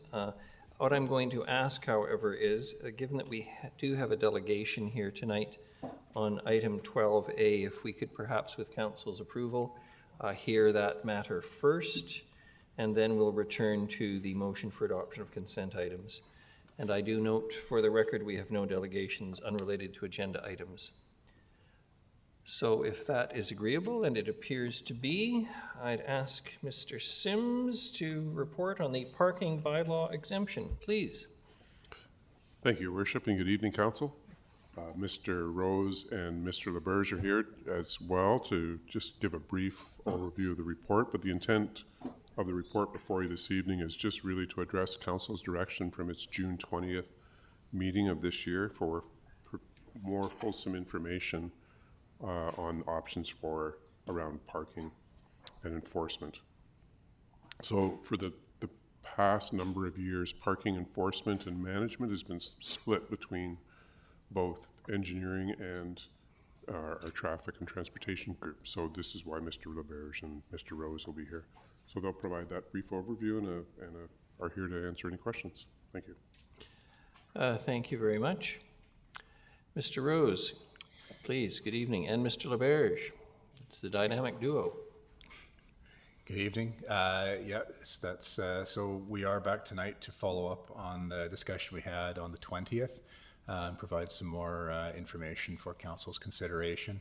The way the parking and street use are managed in the city, as Mr. Sims has indicated, is split between our departments, the sort of planning engineering side and the operations and enforcement side. And so I'm going to briefly go through some of the topics or items that we look at through the transportation engineering side. And Mr. LaBerge is going to provide some additional information on what his group experiences on the enforcement side. So really the important thing that I want to highlight is that street parking across the city is really an amenity for all users. And so when we're looking at how we manage that, and I emphasize manage because it's a bunch of competing interests that we have to contemplate and look at to see that we do provide a fair and equitable use for all residents and all businesses. And so over time and as our city's grown, we've gone from having a fairly free and easy access to street parking to areas that have become quite high demand and really have resulted in us having to intervene and monitor the situation and develop some strategies to more equitably balance the capacity and the loading. The map you have before you outlines some areas where we've added resident exempt parking, the Brecken Hill, hospital area, downtown, and VIU. Downtown, we've even gone so far as to add pay parking to try and create turnover and help support some activities and availability for businesses and for members of the community who wish to get to those businesses and utilize them. And so really, as I say, this is a critical element of our street space. We do look to include it in all of our road cross sections because we do know it plays an important role. We just also have to manage that and balance it to ensure that everybody does have fair and equitable access to it. And so with that, these are areas that we have added additional regulations to. And so I'll let Mr. LaBerge elaborate on how some of those regulations are applied and what some of the outcomes are from that. Thank you, Mr. Rose. Mr. LaBerge, please. Yes, good evening, thank you. As Mr. Rose's report indicates, we take a proactive approach to short-term parking enforcement and not so much for the longer-term 24-hour plus parking areas. So I'll just take a moment to elaborate.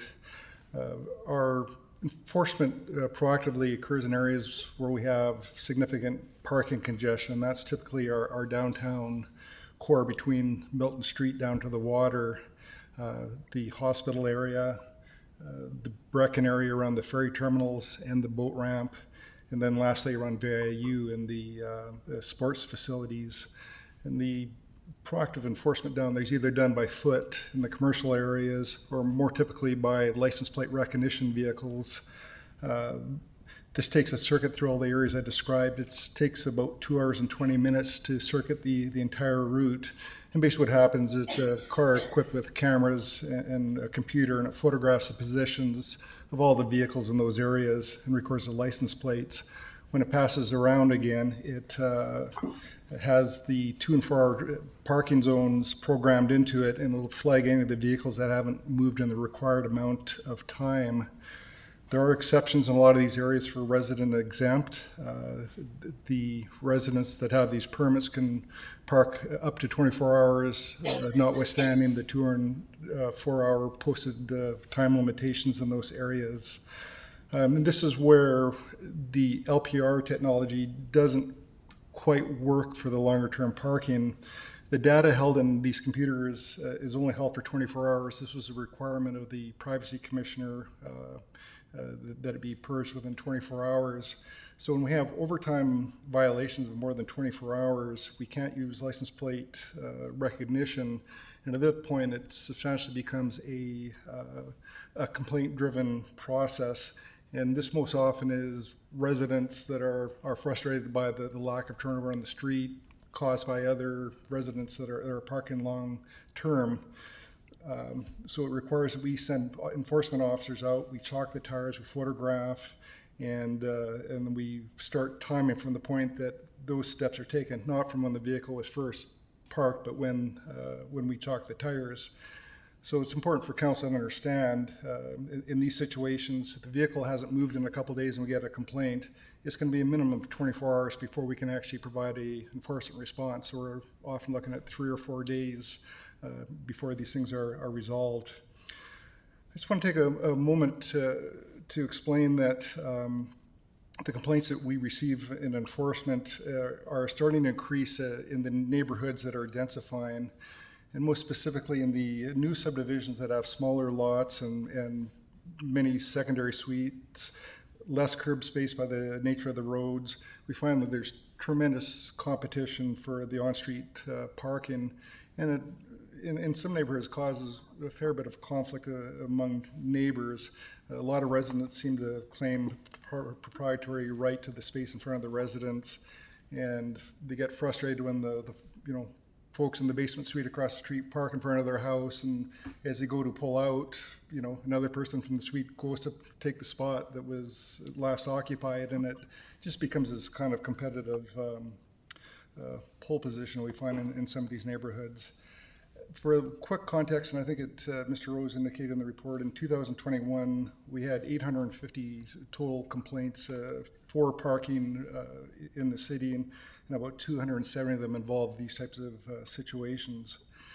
Now, the other issues that kind of arise when we have a lot of conflict or scarcity of parking in these areas are things that cause more hazards or difficulties for our municipal crews. So that's obstructing driveways, not giving 2 meters of clearance. That's very, very common in these neighborhoods. Blocking fire hydrants, crosswalks, intersections, yellow curbs. And these are the hazards and that are accident causing to occur. In our commercial areas, occupying the loading zone, the disabled parking, which limits accessibility for other groups. The more congestion there is, more that these things become the secondary issues, which are probably the remainder of the other 600 odd complaints that we get in a year. I want to point out to council that the traffic bylaw only requires that vehicles reposition at the termination of the period of time. So if a car parks on a road for 24 hours, if the owner goes out and moves it 2 or 3 feet off of its original position, really satisfy the requirements of the bylaw. And we see a fair bit of that as well. Folks that have more cars than they can manage on their off-street areas and their parking lots, that leave them out in the street for long periods of time and just move them a couple feet up and down the street. And this starts giving some of the challenges to our municipal crews. Of course, we get calls from sanitation that they can't get trucks down some of the narrow roads for garbage collection, the street cleaning issues, snow clearing, and even occasionally emergency vehicles. So in essence, the greater the demand, the greater the issues that we find in these areas. And these are the pressure points that I think it's important that council understands this evening. And they really, where we see them magnify more than anywhere is in our mixed residential commercial zones, which we have a lot of in the downtown area. Because in these areas, we have businesses that are relying on the turnover street parking for their patrons, because a lot of them don't have off-street parking. Then we have the institutions like Island Health and the Access Center. They don't have off-street, and we get a lot of complaints from them about the accessibility for their patrons, and particularly ones with mobility limitations that sometimes have to park a couple of blocks away. And then lastly, of course, is the needs of the residents and their guests. So I just want to finish off by saying that from an enforcement perspective, the unregulated long-term street parking is a frustration for all these stakeholder groups, and the less it's regulated, the more difficult it is to provide enforcement responses when these conflicts arise. Thank you. Thank you very much. Councillor Armstrong. Thank you for Mr. LeBerge. So would it be fair to say that our policies now, with where we're really limiting our parking requirements, has really added to this problem, where you're seeing increased complaints because we're no longer making it mandatory to have minimum parking requirements? Through your worship, I apologize for the echo, and I missed the context of the question. Yeah, so what the question is, we've got, these policies where we're starting to eliminate our parking requirements. Like I look at the Met situation where we get granted like 65 exemptions, et cetera, and people are actually coming with 2 cars versus 1. So really our policies are actually making this problem worse because people are now searching wherever they can to park because we're still a car-centric society with our actually car sales increasing yearly. Yeah, well, through your worship, I would say that's a very fair assessment. We're seeing this through all the high density developments. Yeah. So our policies are just creating more headaches for our bylaws. Thank you. Councillor Turley. Thank you, Your Worship. Through you to, I'm not sure if it's probably Mr. LeBerge. So I'm looking specifically at the parking lot on the corner of Selby and Franklin. What is do you know what the usage rate is are there vacant spots there normally, or is it continually full? Through your worship, this is a private parking lot owned by the school district that's managed by Robbins Parking, so I don't have the stats, but yes, we go past it every day and it's substantially empty most of the time by my observations. Thank you.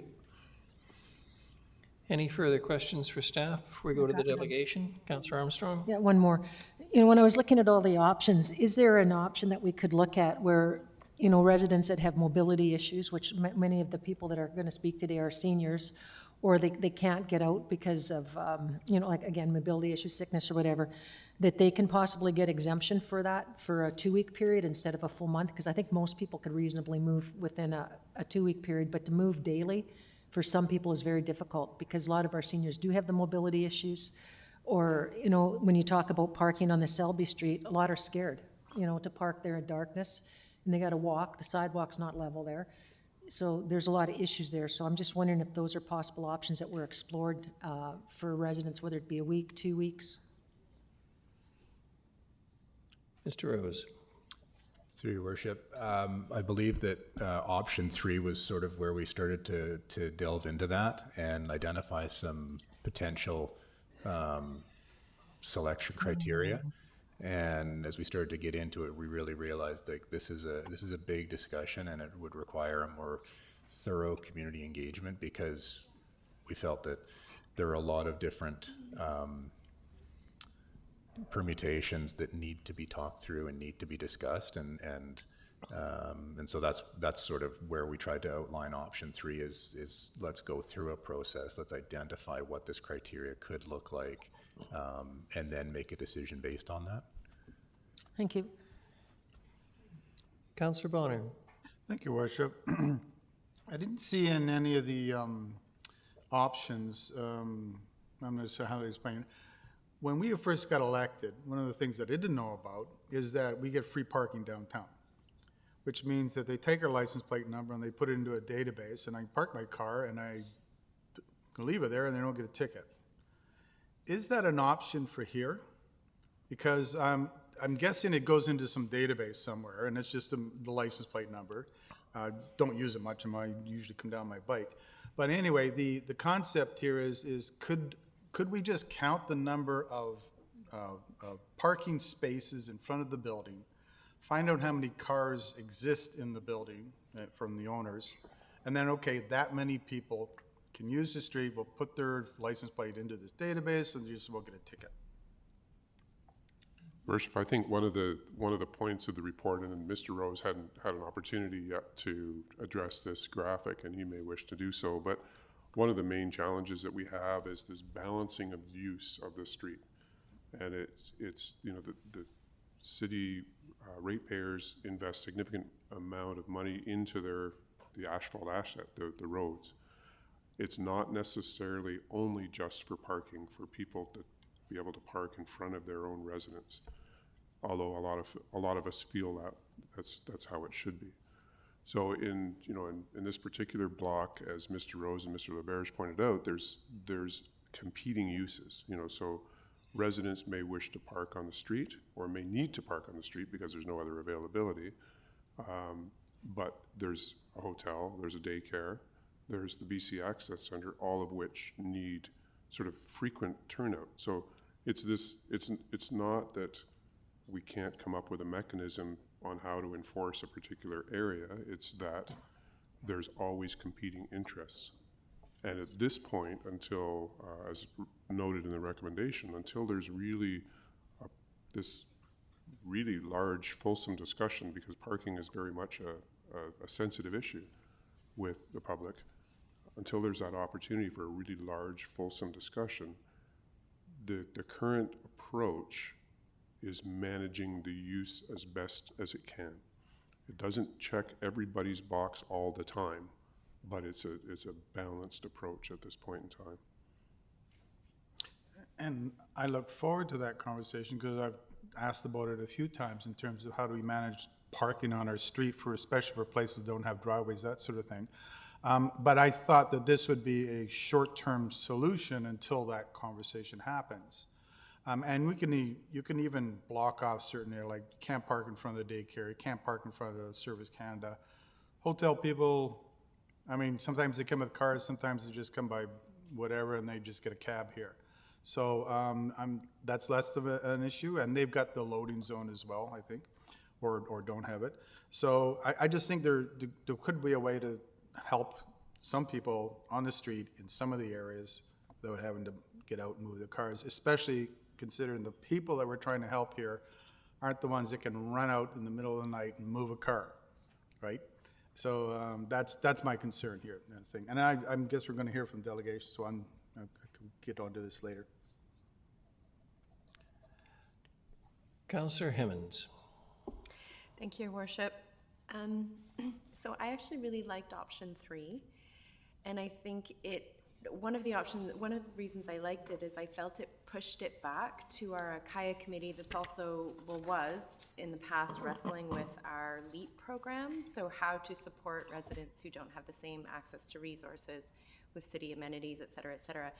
But my read of all of this is that option 3 is, it feels like a bit of a wish list at this point. So my question for if we do take the staff recommendation, when will a citywide parking management strategy be developed, and what are the outcomes we can expect from that in terms of this situation?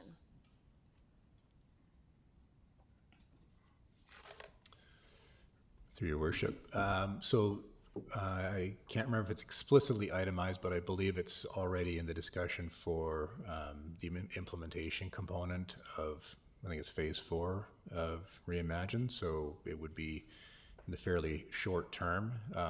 My staff and I have already started sort of creating some bones for some selection structure, some selection processes to determine when and where we should start reviewing street parking and how and what to regulate. We hadn't gotten into this discussion with it per se, but that would obviously have to be added if council was to direct us to do that.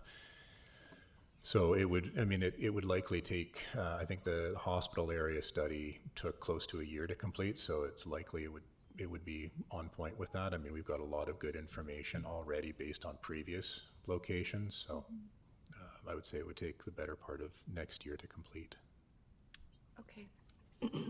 Your Worship, If we're going to start talking about options, perhaps we should hear from the delegations before we talk any more about the different options available, and then you can do that. Not a bad idea, but Councillor Gusebrock, is it just, you can wait? Thank you. All right, we're going to hear from the delegation. That's Debbie Sales.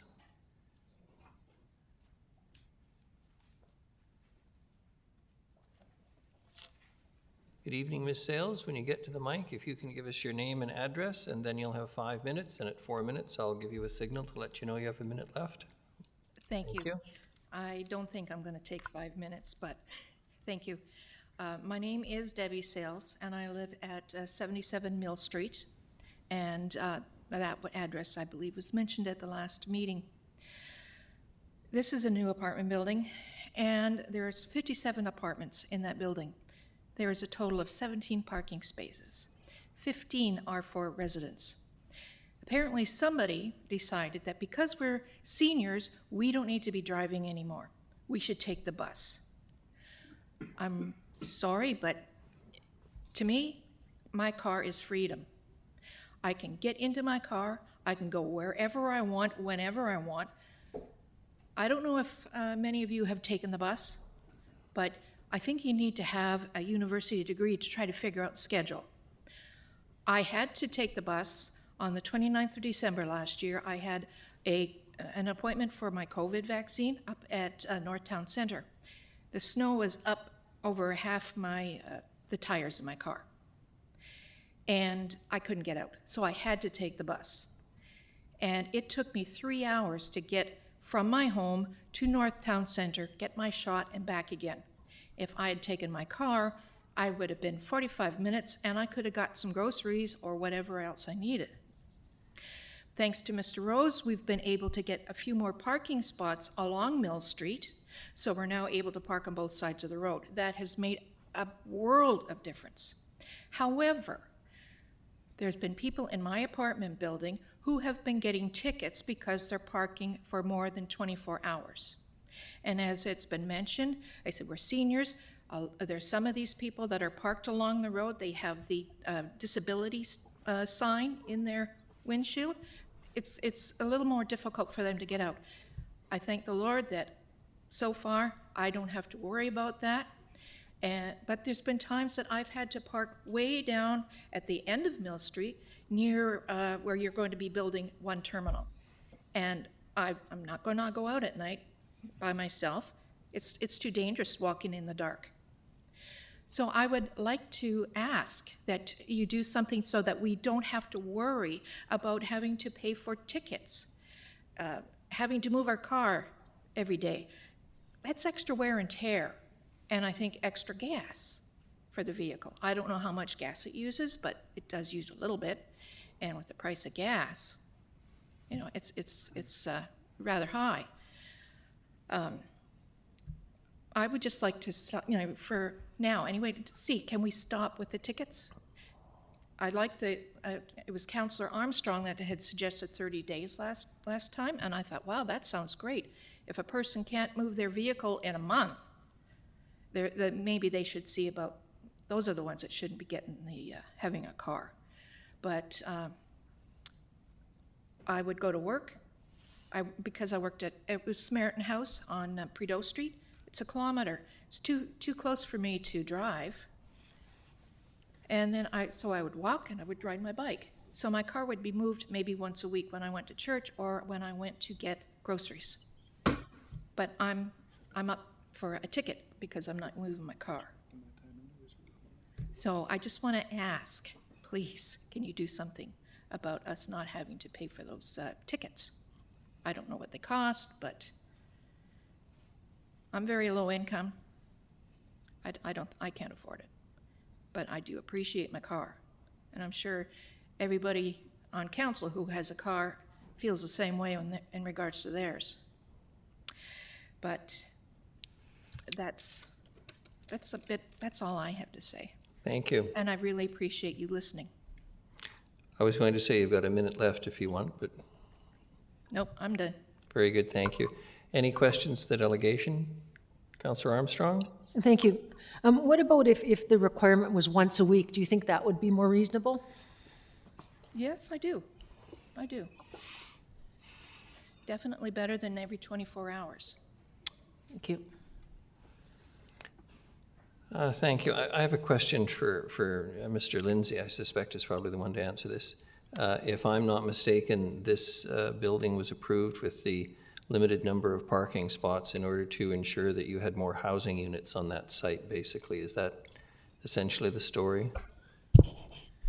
Your Worship, I believe that the delegation's referring to the relatively new project that was built on Mill Street, not the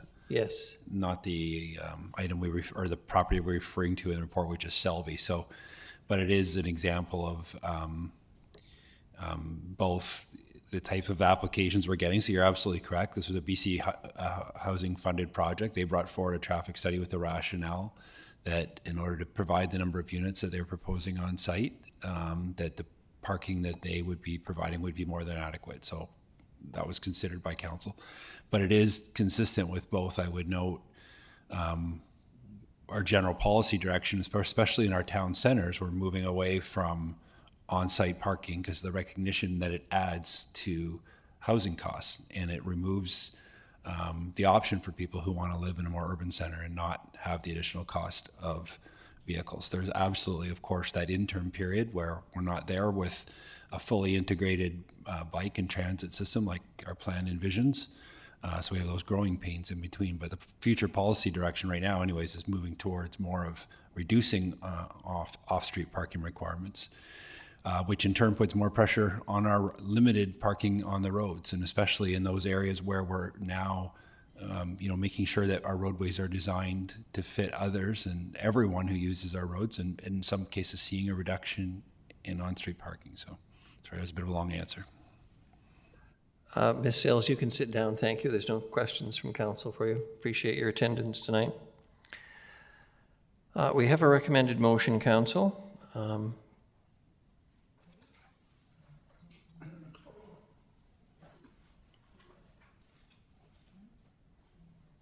Councillor Hemmons? Thanks, Your Worship. A quick question. Do we use license plate recognition or chalk? I heard both referenced. Through Your Worship, for short-term parking up to 24 hours, we use license plate recognition. For longer-term parking, it's through chalk and photographs. Thank you.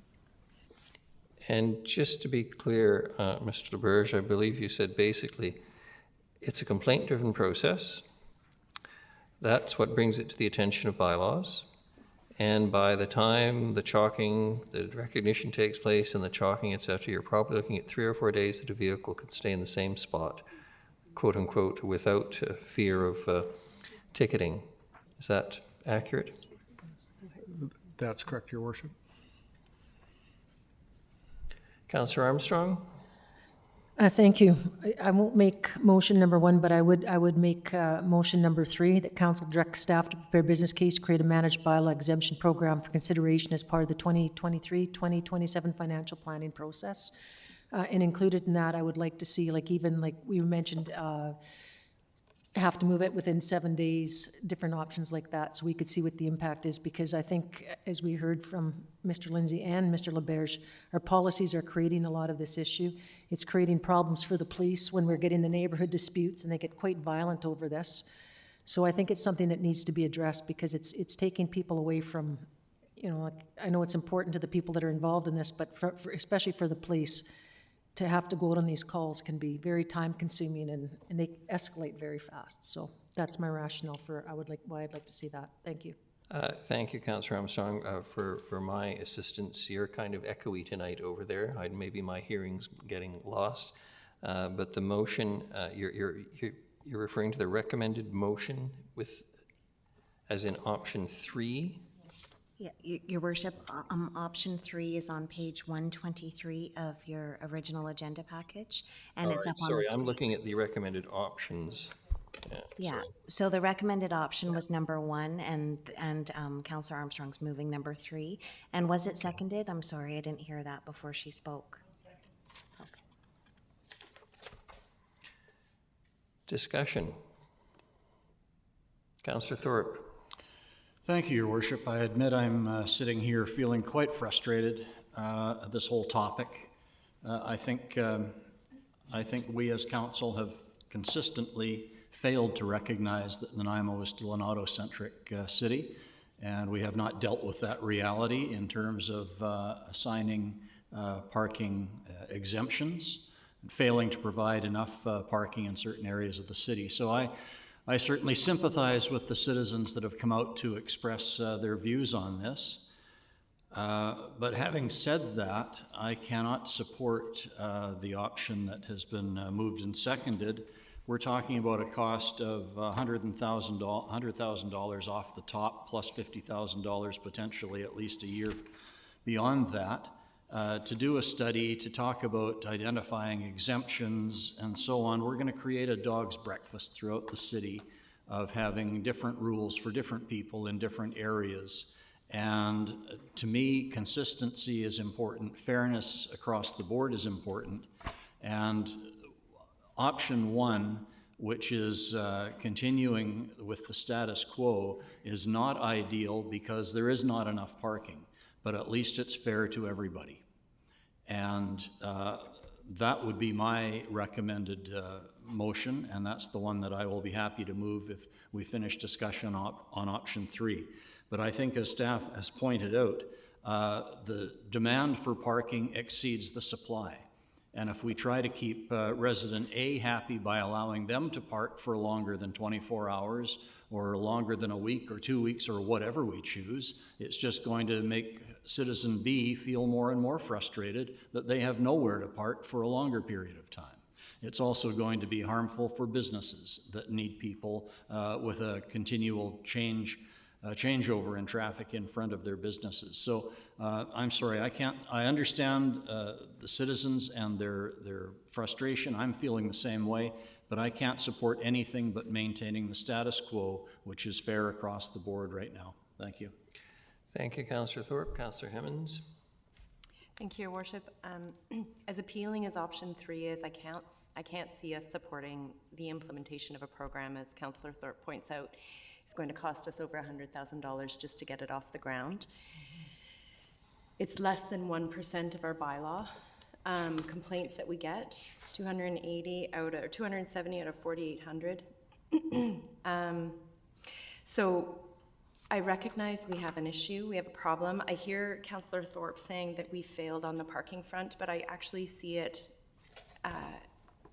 in opposition to that. I see that we are prioritizing housing over parking.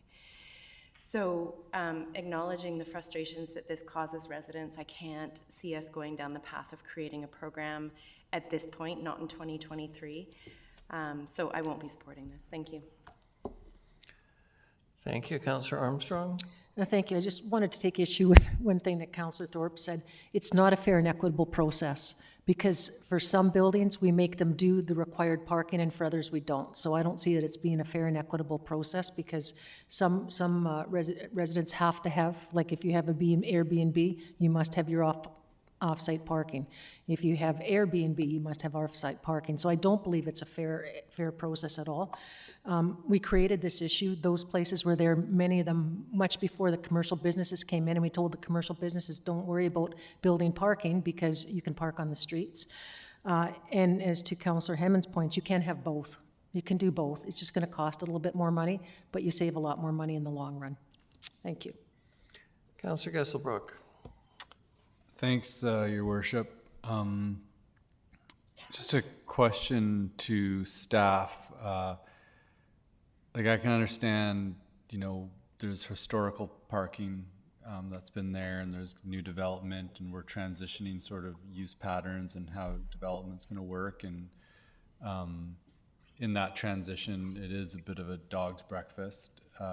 And I guess my concern is that there are some legitimate mobility considerations. You know, if you're an elderly person having to go down and move your car every 24 hours, especially as you're, you know, it's more difficult to walk. It's not an ideal situation. And my understanding is that we could have the ability of providing exemptions given a person's circumstance, but for us to implement a way to fairly evaluate exemptions based on a person's situation it's going to take some significant resources, and to be able to do it fairly, this is what the $50,000 to $100,000 cost would be.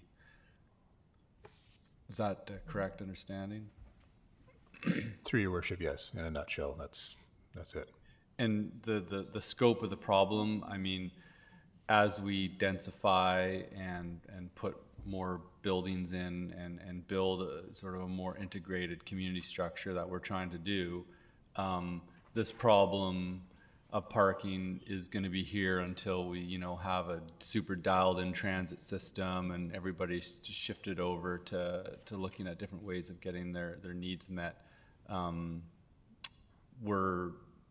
This is going to be an ongoing issue, and it is growing in scale as time goes on, like the parking situation. Through your worship, I think it's fair to say that regardless of how efficient and effective and appealing walking, biking, and transit become, every city in the world has some sort of friction with parking. And so I think as we continue to build and grow, we're going to have more and more opportunities for more and more people to continue to walk and bike and take transit throughout their life, and become less reliant on cars. Not everybody will lose their reliance on cars, but we are going in a direction then to take us there, but it will take time.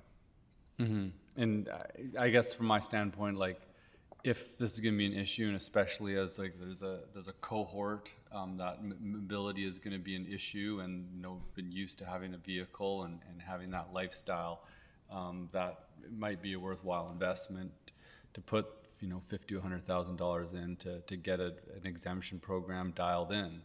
I mean, is that something that would exceed our capacity to do within the next year if we hired somebody to do that? And does the scale of the problem merit that?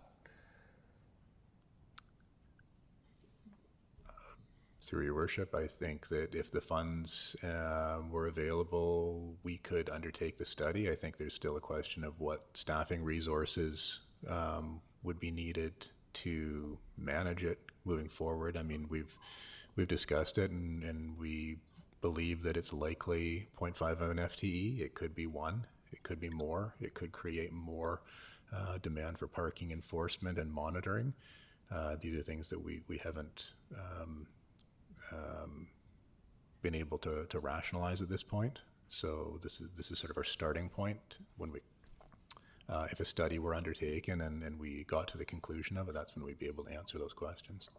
Okay, thanks. I guess for myself, I'm not, the numbers I've seen, I don't know if the scale yet merits this, but I think that this is something that we're going to have to address. So I am supportive of going down this route of the proposal that's put across.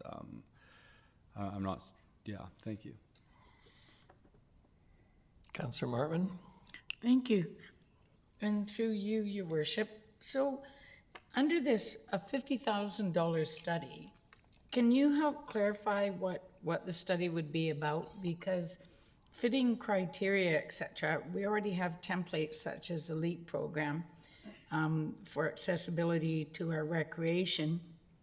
So I'm wondering, I can understand staffing, though I would think that once we knew the numbers, it would be like Councillor Bonner said, it's a matter of technology and entering the license plates, and it's always complaint driven. So I'm not sure how much staffing we would really need, but what would the study be for? Through your worship. So we do have examples such as the LEAP program. We also do have the Spark program.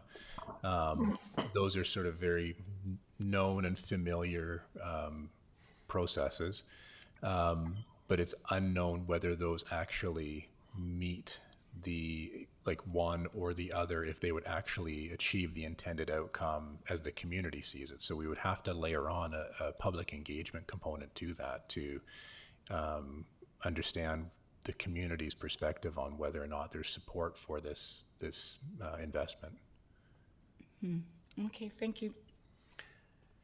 Councillor Bonner and then Councillor Turley. Thank you, Worship. I'm going to support this motion here because I want this conversation to start. I don't actually think this is the best way to do it. To me, we shouldn't be looking at parking as something that's going to cost the city money.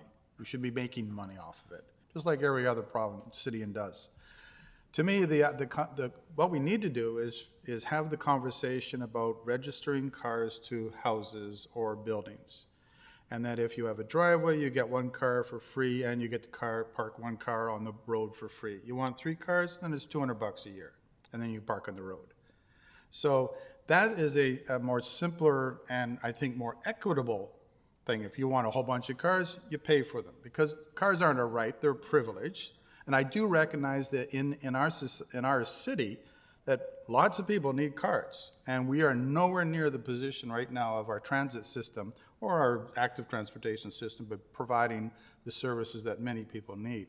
So to me, I think we need a larger conversation about parking right across the city and how cars use the city streets that belong to the corporation. So this starts it, I think, but I think it needs to be much more involved. Thank you. Councillor Turley. Thank you, Worship. So my comments, number one, we have to remember that taxpayers are providing free parking on the street. And number two, in some of the developments we've improved where we reduced parking, they provided spaces for rideshare vehicles. Now, I haven't heard a lot about whether that's actually taken off or not, but I think that certainly given the lack of frequency that some people use their vehicles, that probably is a far cheaper way of doing it than going by paying insurance, gas, repairs and maintenance, et cetera, et cetera. So maybe part of the issue should be that we try to make sure that when we grant less parking, on-site parking in favor of ride-share options, we should make sure that the people developing and promoting their product provide significant information so that people understand what it really is and whether or not it'll fit in. Because I have to admit that, what's that? Oh, okay. I have to admit that I have trouble with that 4-letter word free because nothing's free. And we have limited inventory. No matter how much we want to give out in parking, we don't have the space to provide it. So why are we going to study to see if we can somehow get it, the cost reduced to people? I think the emphasis should be on us. Yeah, we're all partly to blame for, as Councillor Armstrong says, but we're not going to fix it by trying to figure out a way of squeezing more cars into the existing spaces. Thank you. This is a very interesting debate, I must say. However, I am not going to support the option that's before council by way of motion now. We have competent staff who are experts, and one shouldn't always rely on experts, but they're the ones who have, how shall I say, with the support of council, created the existing policy. They're the ones who have to enforce it. I appreciate the concern of Ms. Sales for her particular case, and I'm sure it must be frustrating. And I would make reference to what Councillor Armstrong said about, we created this problem, we have to fix it. And it's not equitable. I disagree it's not equitable in this sense. Humanity has to move out of vehicles. Councillor Bonner says that. He suggests we get the first car free, though, as if the car is a right when he says it's not a right. Well, you've got to choose one side or the other. Either it's a right or it's not a right. I don't think it's a right. When people move into a building that has limited parking, that's the choice they make. And that choice comes with consequences. And the consequence is you won't necessarily have a parking spot, and maybe the rent on the building or the cost of the condominium unit or whatever may reflect that price. Not always. The market isn't a fair and equitable distributor of burdens and pleasures. I understand that. We have just engaged in a long process that resulted in Plan Nanaimo. What the motion speaks to is, until such time as we have that strategy, as outlined in City Plan Policy C2.1.7, we're going to continue to allow our staff to do what they have always done and do it based on a complaint-driven process. Unlike what Councillor Bonner suggested, it doesn't sound to me like a lot of people are having to move their cars in the middle of the night. The parking Gestapo are not swooping down to raid your vehicle or slap a sticker on it in the middle of the night. I don't think we've got many bylaw officers out in the middle of the night. We have basically what amounts to a 3 or 4 day grace period for you to have a vehicle parked on a public roadway. That strikes me as fairly reasonable. I understand the distress it causes, but on the flip side, what Council, I don't think in fairness has considered tonight is all the inequities that would be created for vehicles that have to arrive, whether it's ambulances or delivery services or all the other things that might make life comfortable for people dwelling in these multi-unit residential buildings. So I think the staff recommendation is the appropriate one. I cannot support this, and I must say bluntly, like I have said many times about many issues that have come before this council, maybe Mr. LaBerge's staff are getting a number of complaints about this, but I haven't seen stacks of letters or emails come through my inbox that raise this as an issue. So unless, and I appreciate some members have, and I'm sure Councillor Armstrong has heard from many people, as she often does, and Councillor Martman, but this is not a citywide problem that is of such magnitude that I think we should be going against the recommendation of staff tonight. I can't support it. If there's no one else to speak to this, then I will call for the vote on the motion, which is for option 3, which is that staff be directed to prepare the business case plan, etc., correct? All those in, Councillor Martman.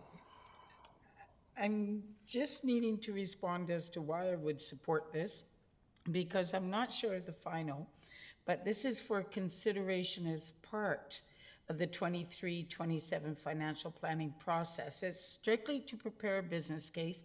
It's not to spend any money more, but it is, as Councillor Bonner said, to continue the conversation. So I just wanted to make it clear why I was supporting the motion and the way it read. Thank you. Thank you, and I appreciate those comments, and I just want to make it perfectly clear that I'm not prepared to support anything other than what is recommended, which is that until such time as the citywide parking management strategy is formalized, we should not be fiddling with the rules that may get changed as soon as we get to that stage. So, having said that, all those in favor?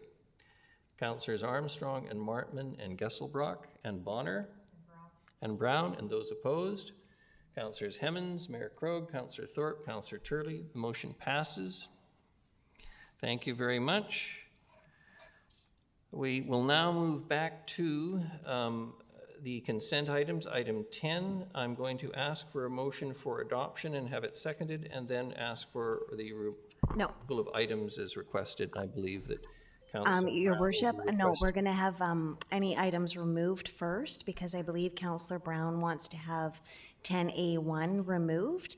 Then you'll ask for a motion for the remainder of the consent items. So I think Councillor Brown has his hand up, and I think he would like to remove 10A1. Yes, that's correct. So now, Your Worship, if you could ask for a motion for the adoption of the remainder of the consent items, and then second it. And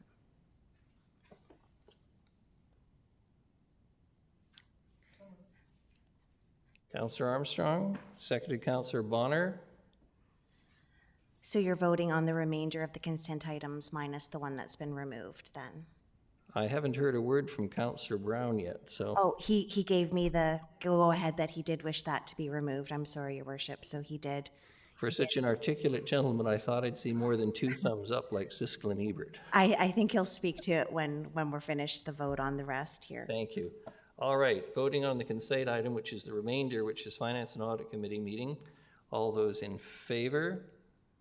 Any contrary? None. Motion carries. Councillor Brown. Thank you, Your Worship. It's late, so I'm trying to keep my words to a minimum. I would like to propose alternate direction. And as the public wouldn't have this, I think it'd probably be appropriate to read it out. Of course, it was distributed to council, so I will read it out. That the following initiatives and projects be developed in 2023 to support the increase of affordable housing units and housing supply in the city of Nanaimo. Prepare policies and bylaw amendments for items 1.2, expand secondary suite policy, 2.1, update the policy on coach house, and 2.2, support infill intensification in single detached neighborhoods of the Nanaimo Affordable Housing Strategy for the appropriate land use designations supported by Nanaimo City Plan. Complete an analysis of proposed urban center and corridor land use designations in City Plan with the objective of pre-zoning appropriate parcels for affordable housing and to align densities in the zoning bylaw with the OCP or City Plan density targets. And amend Schedule D of the zoning bylaw 4500 to incentivize affordable family-friendly housing with 3 or more bedrooms and accessible and adaptable housing units. Schedule D of the zoning bylaw contains a list of amenities that a developer can provide to achieve more residential units within a development than the base zoning designation allows. If there's a seconder, I can speak to it. Seconded, Councillor Bonner, please go ahead. Thank you, Your Worship. And I did distribute an item with 4, but thanks to those that did reach out and called and just sort of said there was really no appetite to entertain that. So I do appreciate it, and I appreciate you giving me the opportunity to propose alternate direction, considering I wasn't available at the GBC. And my apologies to council for not being there to participate in that discussion. The alternate direction is essentially, what is on the floor builds on the sentiment contained in the staff recommendations. However, it is more pointed in its application and direction. I do not need to explain the housing situation to anyone at the table. We're all very aware of it, but it is impacting folks, families, seniors, and individuals, especially families and seniors and individuals with diverse abilities to a greater degree. And while much of the housing conditions are outside of municipal control, there are levers in our control to make things more flexible for developers and housing providers. And so done wisely and thoughtfully, this can reduce the cost of housing for many in our communities. And I know many of you have spoken at this table to varying degrees on this topic, but I just want to highlight Ms. Hayes and Mr. Wilson in their presentation tonight to council also highlighted this.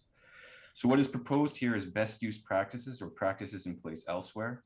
More importantly, policy support already exists within existing city plans. These aren't my own ideas, but they are applied elsewhere, and they have been identified by the city previously.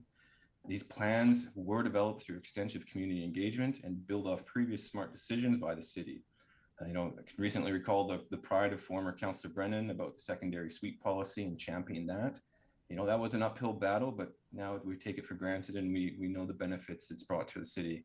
I also recall staff presentation numerous times outlining the successes that we have seen with the neighborhood centers and corridors. So what before you today is really an evolution of those policies and bringing it to the next level by building off their successes. I'll also add, I've spent over 2 years discussing many of these elements to varying degrees with different developers in the community and housing providers.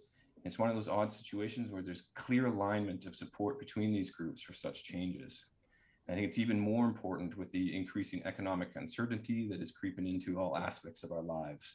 So now is the time to create more flexible policies for small scale developers, but also larger developers and housing providers as they deliver housing that a community desperately needs, which is, a lot of housing is being built, as we've seen that tonight, but there's so many other forms that we could help enable. So really quickly, the first motion contains 3 items from the 2018 housing strategy. I will note next year that strategy will be 5 years old. In my opinion, these are some of the most impactful items for creating more options for residential neighborhoods. They create new options for suites or carriages for aging parents or for the family member that needs help, the mortgage helper for young families. Really can focus on multi-generational living, but while still respecting separate living spaces. It's about creating flexibility and adaptability, but it also doesn't impact traditional neighborhood feeling. So I think we should really get on with that. The second item was identified by staff as a priority to explore more. I think this is just good policy and we need to get to it. So let's pre-zone some of the lands in places that we want to see for those larger multifamily units or for more affordable housing units. the engagement has been done through city plan. Type of pre-zoning would obviously reduce both time and risk for those building housing in our community. And finally, the third item, to amend Schedule D to incentivize affordable and family-friendly housing through density bonusing schemes. This can also be done for accessible housing. This is going to benefit seniors or those with diverse abilities. It's going to make it easier for developers to gain benefits by building that type of housing, and it will ultimately impact the folks that are going to need it. We are seeing some affordable, family-friendly or multifamily being built, but not to the degrees that we need it, especially when we see that decline in the standard single detached units. So, Council, I hope you've had an opportunity to read the email and the attached policies. Staff work would undoubtedly need to be done, and it's not an easy task. That's why I think we should focus on three areas that have a lot of impact or will have a lot of impact by building off successful existing policies that are also supported through existing plans and strategies. This work can be completed in a year, directly support those that are building housing in our community and those that desperately need housing. I know there will always be temptations for more reports or further exploration or another plan, but the point is not to plan, the point is not to analyze everything to death. It's to provide housing, to provide things for our citizens. We need action. I think the time is right to do this, and I think it would have wide support. So thank you for the consideration. Thank you for the indulgence, and I hope these will have your support tonight. Thank you, Councillor. Councillor Armstrong, Gesselbrock, and Turley. Thank you very much, and thank you, Councillor Brown, especially for providing the motions beforehand and the links that were relevant. I appreciate that. I'm supportive of this in principle. However, I would like to hear from Mr. Lindsay as to the impact that would have, if possible. Through your worship, to Councillor Armstrong, I think as I'm listening to Councillor Brown and just trying to digest a little bit what I'm hearing, I think first of all, I understand the urgency in it, and if the sense was reading staff's recommendations from the GPC that the intent was to go off and do more policy development and studies, that was not the intent. The intent was definitely to have a work plan to come back and to move these items forward. And I think, as we said at the GPC, staff were really trying to say, we spent the whole day and we talked about what other communities were doing. We talked about what work we've done so far on implementation, but we wanted to make sure that whatever levers were out there that we were looking at and examining. So the intent was not to have council make a decision on any of these, but to make sure that we're actually moving forward. And the intent was with implementation. So if you're asking for my specific comments, I would say the recommendation that staff had, the first one, which was explore infill, I think is fairly consistent with Councillor Brown's proposed proposed motion number 1, which was prepare policies, and where I think we had the wording was explore opportunities for intensification. So I think under either motion, we'd still have to come back to council with options. So as mentioned in the motion here, it refers to a number of different policy areas in our existing documents, but there's still options under all of those. So it wouldn't be a matter if we could just prepare a bylaw and bring it back. We could, but I think it merits some discussion on how it would apply and what are those decisions around each of those. You've had a long history of incremental infill in the community, from 2005 with suites, to reducing lot sizes, to allowing duplexes on corners, to allowing detached suites, that we've kind of progressed on infill. And it's time certainly to take some steps further and look at ways that we can increase it. But I think it does require a discussion about what those specific options now are. That was the intent with our motions. That'll be my comment on the first. The second, as Councillor Brown mentioned, is exactly the same as motion number 3 we had in the staff report. And the third and final one, which was amendments to Schedule G on affordable and accessible family, it's different wording, but I think that was the intent of what we had under item 8 in staff's report.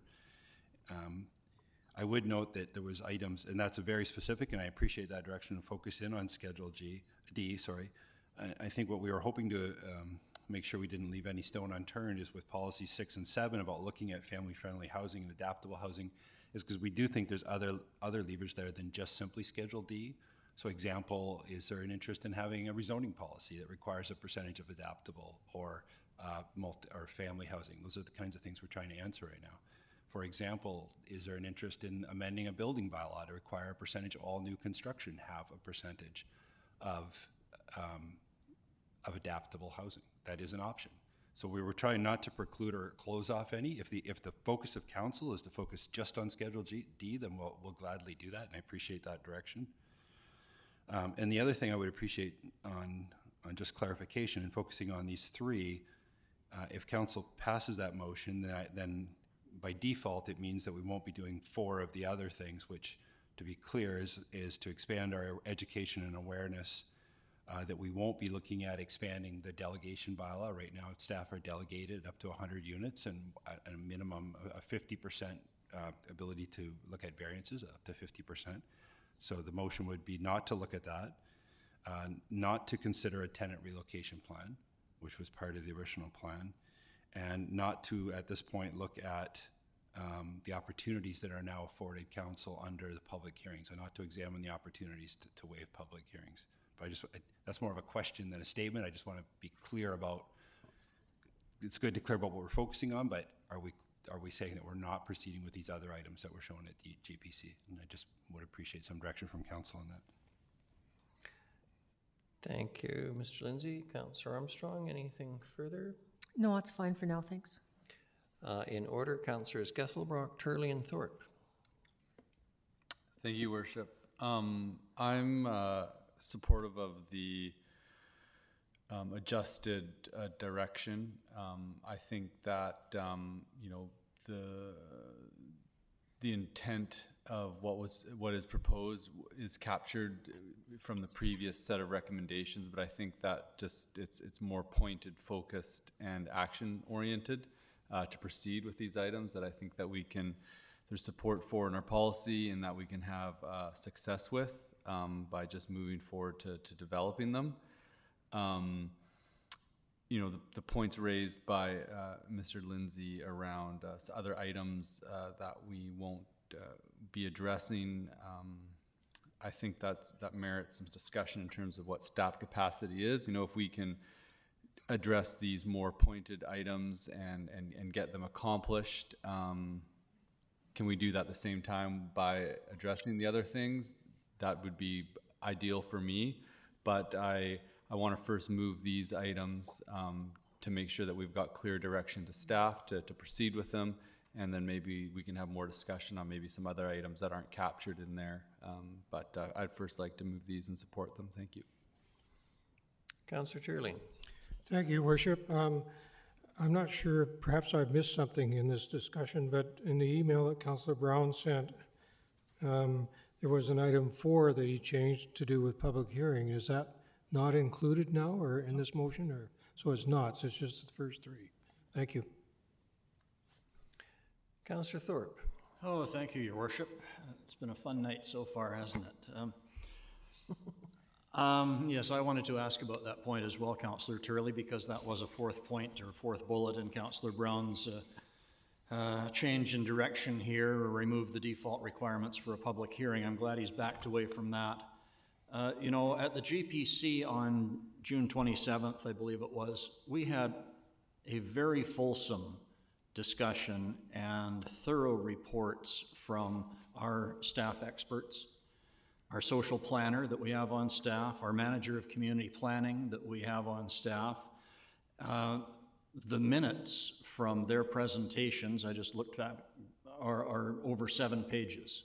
It was very detailed, it was very complete, and those recommendations related to the city's affordable housing strategy. Council listened to the presentations. We had Andrea Blakeman here as well from the Affordable Housing Society, and Council unanimously accepted the reports as a basis to move forward, unanimously. And now, as of you know, last night, and it's too bad Councillor Brown was unable to attend that meeting. Now, last night we get this sudden change in direction, asking Council to throw out the recommendations that our staff experts came forward with and replace them with some recommendations that he has created. So, you know, much and all as I respect Councillor Brown, I don't consider this good governance. This sudden change in direction, you can call an action-oriented approach. I call it, quite frankly, rash. I think it needs time for staff to at least have the opportunity to examine carefully and comment and come back to us possibly, but to replace a fulsome staff report and recommendations with this sudden swerve in direction, I just can't accept. I think it's actually quite alarming. And this idea of pre-zoning, I don't accept that without consultation. And as I say, the next step would have been the let's do away with public hearings. No way. So I don't like this path. I think what staff originally presented to us was reasonable, incorporated much of the same ideas in a more moderate way, and gave options to move forward, along with other things which, as Mr. Lindsay has pointed out now, are not covered under Councillor Brown's proposal. So I'm happy with the original staff recommendations. I think they were quite well thought out and thorough, and I think there's a lot of problems with what is being presented very suddenly to us today. Thank you. Councillor Martman. Thank you. I actually appreciate the work that Councillor Brown did. I liked that it was very specific and very action-oriented, as I like to see things get done. However, I do see there are some items that are not there, such as develop a tenant relocation policy in specific for 4 or more units or mobile home parks. I'm thinking we do have time on this specific subject to try and get it right. I think some of it is a little bit fluff, because we had explore and support further opportunities for infill. Well, I think with our new OCP, we have a lot of infill, and we are focused on density. So my recommendation is refer this back to a GPC for further conversation. That motion's been made. It's a motion for referral of this motion back to the GPC along with the current material. Is that, Ms. Gurry, appropriate? A discussion on that motion. I have a number of people on the list. Do they wish to speak to it? I'm going to go through, or do they wish to speak to the previous motion? Councillor Martman, you've spoken to it already. Councillor Hemmons, do you wish to speak to the deferral? Councillor Bonner, do you wish to speak to the deferral? My only question would be, when would it show up? Your Worship, it would have to be September 26th would be the meeting that it would show up at. Which would give staff time to prepare a response. Thank you. Councillor Gesselbrock. Thank you, Worship. You know, I think the 3 items that Councillor Brown has put forward were, you know, pretty much already captured in the recommendations that we discussed at the GPC. They are more action-oriented and direct staff to go ahead and start with that work, which I think that there's been enough analysis on these specific items and things that we can move confidently forward with at this point. So, you know, to Ms. Martin, Councillor Martman's motion to defer, I think that more discussion on affordable housing is warranted. I think that we could move these recommendations today to give clear direction to staff to begin working on these items, and still set up, you know, another GPC down the line.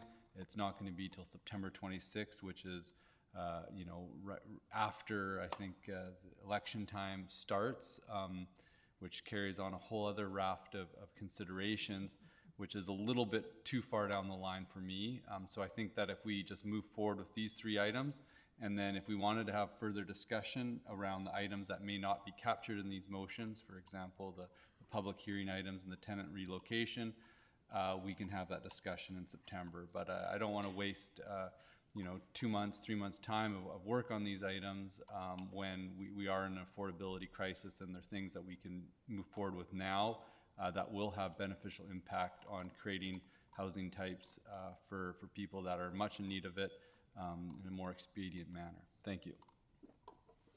So I'm not. Sorry. Councillor Armstrong.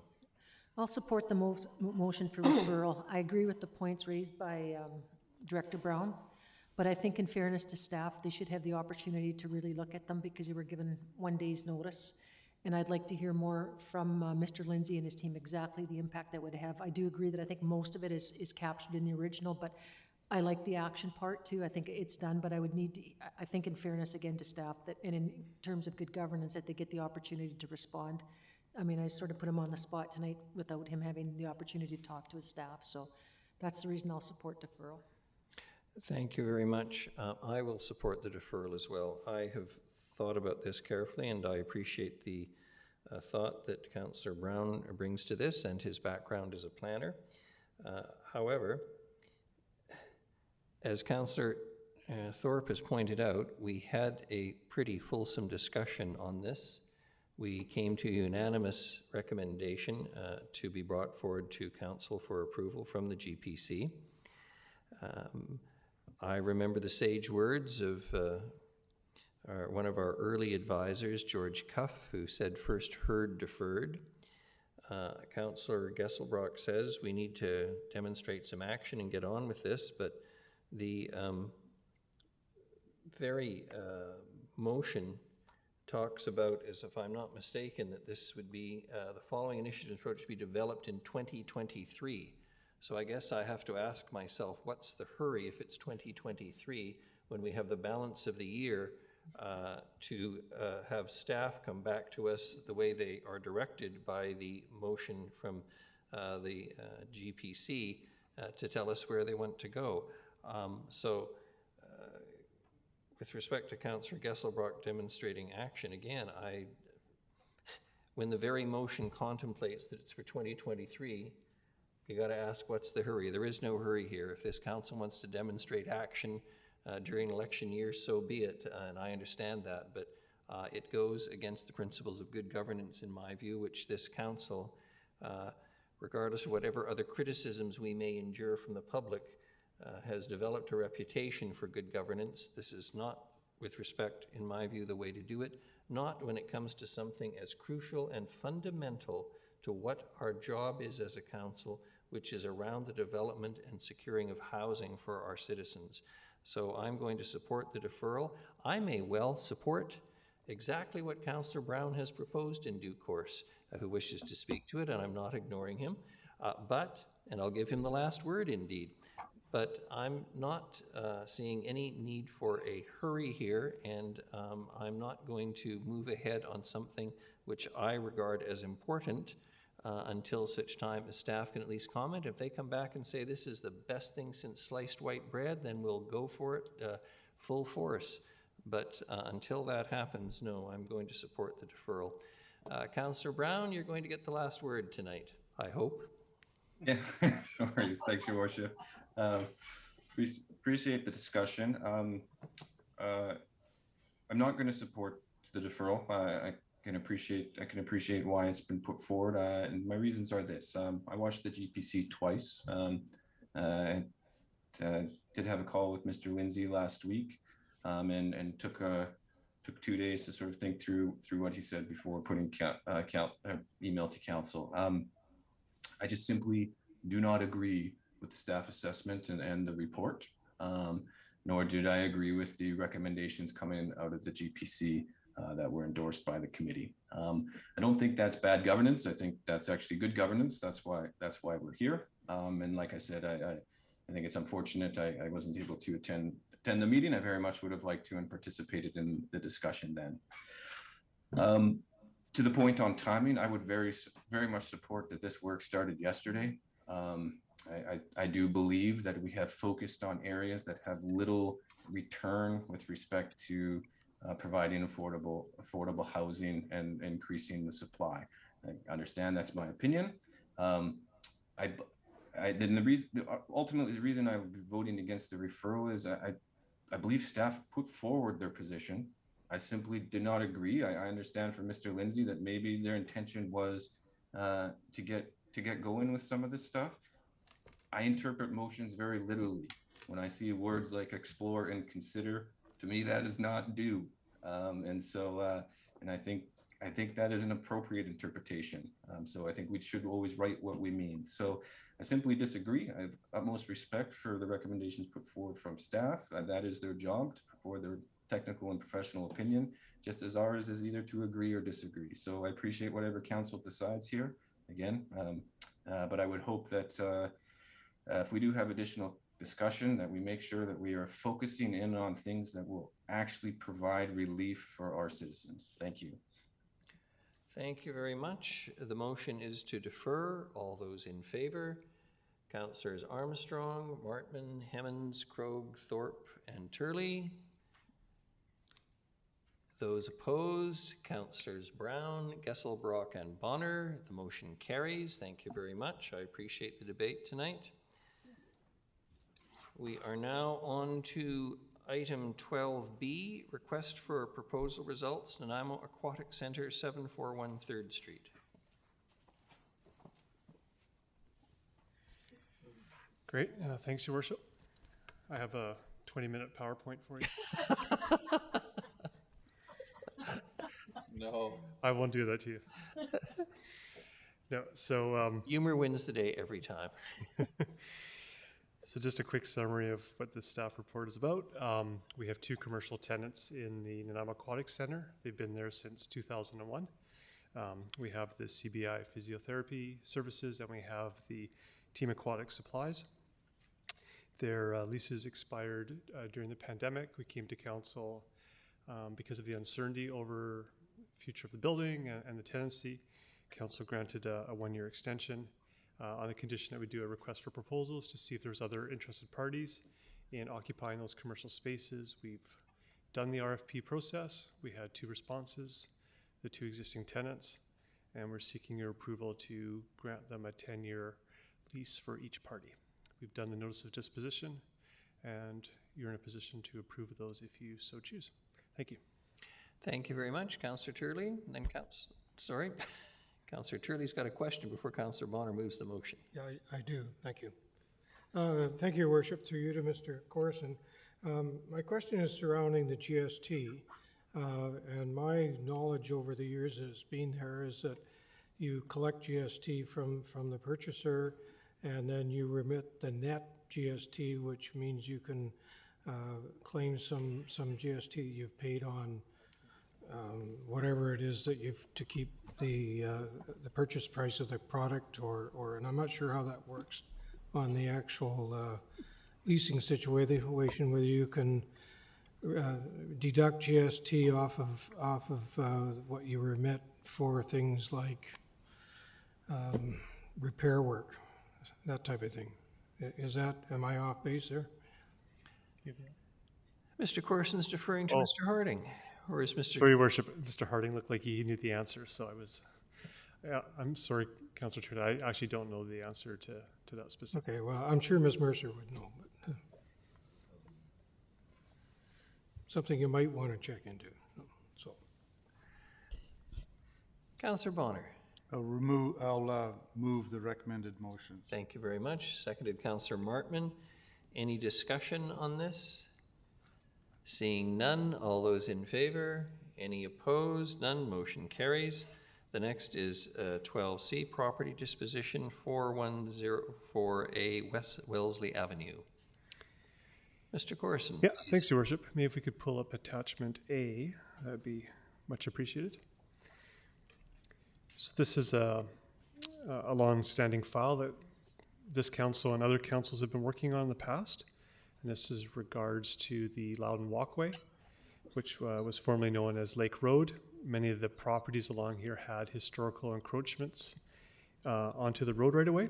And in 2017, council approved the dedication of an actual park strip along the lake, which is 10 meters wide, which allowed the additional land that was being used by the private owners for their encroachments to be transferred back to them when they so chose. So There are 8 parcels were created.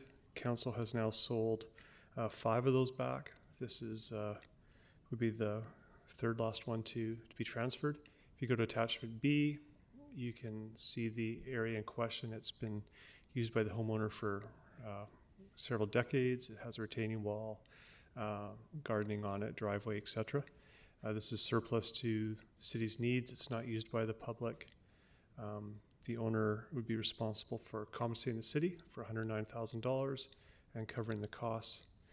This is in line with other decisions you've made in this area. So we're seeking council direction to move forward with this. Thank you.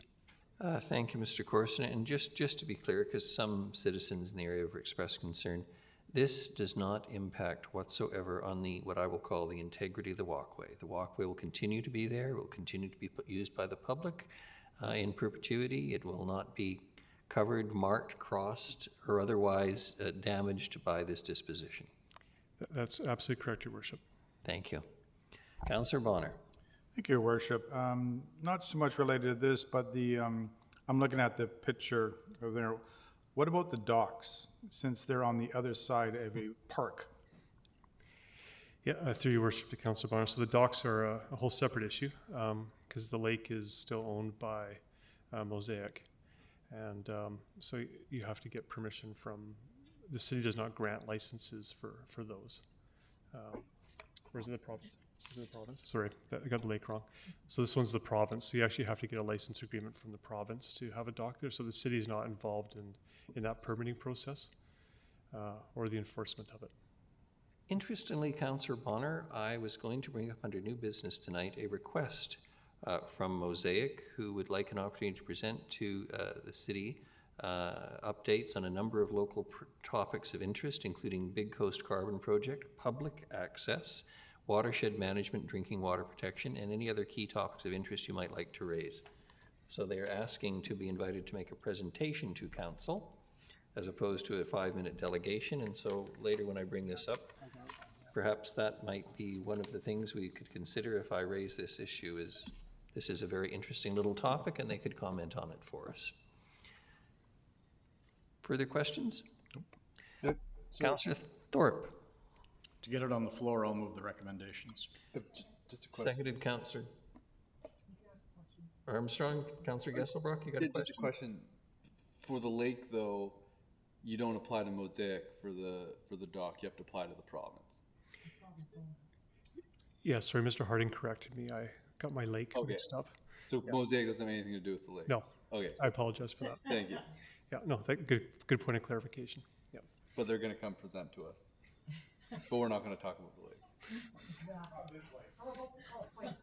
All right. Now I'm all confused. Anyways, Councillor Thorpe's moved it. It's been seconded. Councillor Armstrong, you wish to speak to it?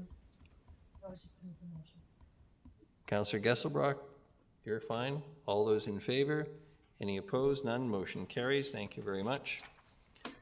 The next is liquor license application number LA 149-11 Cliff Street. Mr. Lindsay? Yeah, thank you, Worship. This is just simply a for information report. It's a required step. It'll go out for public notification. We'll come back to council for your final recommendation. Simply for information this evening. Thank you very much. Any questions for Mr. Lindsay while we're at it? No? All right. The next is appointment of bylaw enforcement officer. Again, Mr. Lindsay. Thank you, Worship. Simply looking for council's support in endorsing Charles Corey Parnell as a new bylaw enforcement officer for the purposes of enforcing the animal responsibility bylaws. This is on one of our contractors. Moved by Councillor Gesselbrock, seconded by Councillor Martman. All those in favor? Any opposed? None. Motion carries. Next, we're on to bylaws. 13A, Highway Closure and Dedication Removal Bylaw 2022, number 7341. Councillor Turley. Is this the one on page 146 you're referring to? Yes, motion that highway closure and dedication, it said. You want me to read the whole thing? Yes, it's not that long. Councillor Turley, do you have the cheat The sheet motion. annotated? It's on page, it's under number 13, right there, and under number 13, you can just read those ones out. I move that highway closure and dedication removal bylaw 2022, number 7341, to provide for highway closure and dedication removal of a portion of Lake Road at 4295 Victoria Avenue, past third reading. Seconded Councillor Thorpe. All those in favor? Any opposed? None. Motion carries. The next is 13B, miscellaneous bylaws, repeal bylaw 2022, number 7352. Councillor Turley. I move that miscellaneous bylaw repeal bylaw 2022, number 7352, a bylaw to repeal outdated bylaws, be adopted.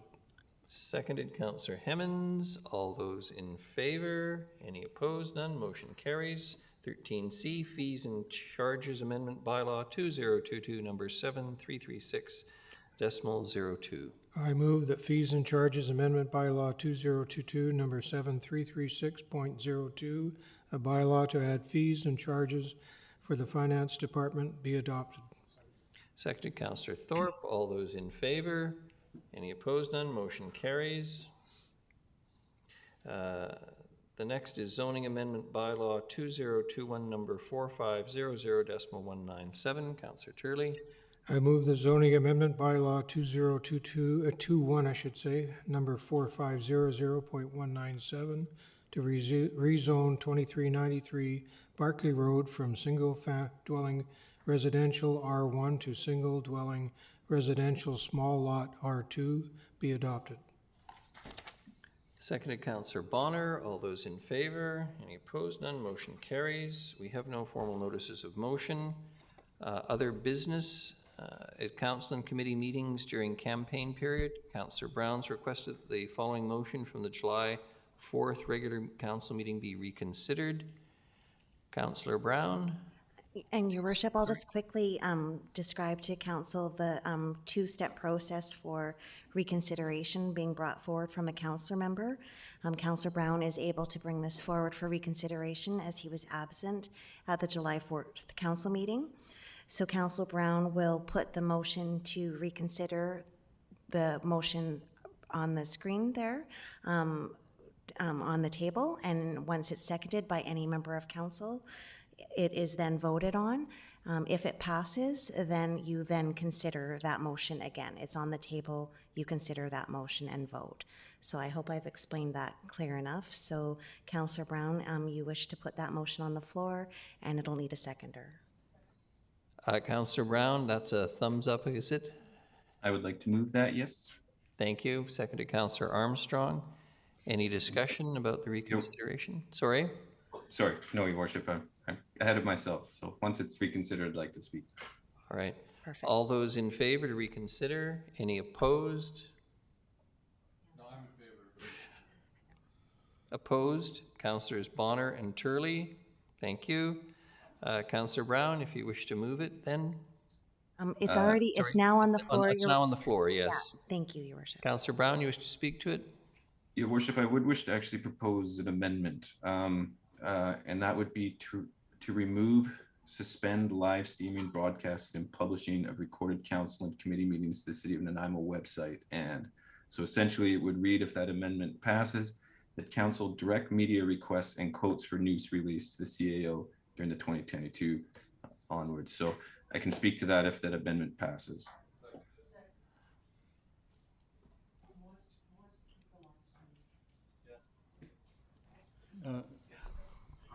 Councillor Thorpe. Thank you, Your Worship. Through you to Ms. Gurry. My understanding of a motion to reconsider is that the exact motion must be reconsidered in its entirety with the same wording. Your Worship, through you to Councillor Thorpe, that is correct in some instances. As long as the amendment passes or fails, you're then voting on the main motion as amended or as originally made. So no, in this case, you can amend any motion. I checked on this today. You can amend the reconsideration motion as long as the then main motion as amended is then voted on after the amendment, if that makes sense. So that you are allowed to amendment. So there is an amendment on the floor and it's been seconded, and that's that the motion read that council direct media requests and quotes for news releases to the CAO during the 2022 general election campaign period from September 17th through to October 15th.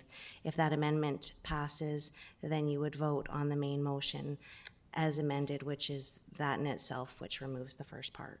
I hope that makes sense. So we're voting to amend the motion. So the motion is on the floor. The original motion is on the floor for reconsideration. Without live streaming is what I understood. Yes, and Councillor Brown has amended that motion to remove the suspend live streaming, broadcasting, and publishing of recorded council and committee meetings to the City of Nanaimo website. I'm sorry, you say Councillor Brown's amended it. Councillor Brown doesn't get to amend the motion. Councillor Brown is making that motion. Is that? I'm getting a bit mixed up with the language here. Maybe I'm tired and missing the Probably point. that, Your Worship. So the reconsideration is on the floor. So you voted to reconsider. It was on the floor. Councillor Brown made a motion to amend that main motion, and it was seconded. So there is an amendment on the floor. An amendment, exactly. So Yeah. we're voting on the amendment. Yes. So Yes. you're now going to vote on the amendment. That's to what I discuss the amendment. Yes. said. Sorry. Good, we're Sorry. clear. All right, Councillor Thorpe? No. No, you've indicated you're opposed to the amendment. Councillor Armstrong? I'll be supporting the amendment because it addresses my main concerns, which I do think that the business of the city should be live streamed to the public. I think that's really important. I have no issues with removing it, and I'm fine with only the CEO addressing the media. But for me, it was important to have the meetings in fairness and transparency, and that's one of the main reasons the CRTC got rid of the blackout period. So for me, I'll be supporting this motion. Thank you. Councillor Bonner, Gesselbrock, and Hemmens in order. Nope. Sorry? Councillor Gesselbrock? Yeah, I'm just, I don't know if Councillor Brown's spoken to his amendment that he put forward. I don't know if he's got rights. If you wish to defer to Councillor Brown, we'll go to Yeah. Councillor Brown. And then I'll go after. Councillor Brown. Thanks, Your Worship. I did watch that debate and I tended to agree with people that supported the motion. But I could see where people were getting hung up. So the reason for the amendment is twofold. First, I think it's important as we go into the election period that there's hopefully a 9-0 vote on and how we treat the election period and in terms of a blackout. And the second reason is this amendment, other than the dates, it would be consistent with the RDN blackout period. So seeing consistency among the organizations. I will note the RDN starts at the end of August for deferrals around media. But I think consistency is important there, and I would hope that we can at least get a 9-0 vote on what a blackout period would look like and how we treat the election as a council and as incumbents. Thank you. Councillor Gesselbrock. Thank you, Your Worship. I think this amendment sort of addresses both concerns on that vote. It is important that we do have election fairness, and the incumbents don't have an added advantage by increased access through the city to the media and that. And I know there was also concerns just with the addition of not having the live stream and it posted online, that there was issues of just basic transparency to meetings. So by removing that, we still make sure that it's fair, access to the media during the election period for all candidates. So I support this amendment, and I also appreciate that it's now consistent to what we're doing with the RDN. Thank you. Thank you. Councillor Hemmens. Your Worship, I'm happy to support the amendment. It addresses the key issue I had, which was shutting down live stream, which is, I think, our job is to make public decisions. And so anytime we shut down the opportunity for the public to watch us make decisions, it makes me very leery. So I think this shoots the gap nicely. Thank you very much. Councillor Thorpe. Thank you, Your Worship. I was looking forward to agreeing with Councillor Brown on this one in terms of governments, but if I'm understanding the amendment correctly, I cannot and will not, because for me, the important thing was the suspension of live streaming and broadcasting. I'm sorry, but I don't see that as an important impingement on public access or accountability of council. I see it as giving us an unfair advantage of being seen and heard during election period that other candidates will not have. So to me, this doesn't address the issue of fairness and the level playing field. And if this is what the RDN is doing, then I'm disappointed in that as well. So I won't support it. Thank you. Councillor Armstrong and then Councillor Bonner. I just wanted to say this is not necessarily an advantage by being seen. It could be used as a disadvantage. Very simple. Like, I mean, we had quite a bit of debate today, and some people may be very upset because I don't support the donut economy. Some may be happy. So it can go either direction. So I don't see how we can say it's an advantage. I mean, just being an incumbent automatically, for the most part, will give you an advantage. So I think I really struggle with it, and I think there's a reason why the Broadcasting Act did amend it back in 1991. So we're talking a long time ago, and I think it's actually more fair to the public to actually see what your incumbents are doing, because like Councillor Hammond said, you're elected to provide direction and decision-making for the public, and that doesn't stop just because there's an election. And I think it's really important that the public still sees, and I don't consider it an advantage at all. Like I said, it could be definitely a disadvantage. Thank you. Councillor Bonner. Thank you, Your Worship. I'm in favor of the amendment as well. I voted against this motion specifically because of the live streaming, suspending live streaming.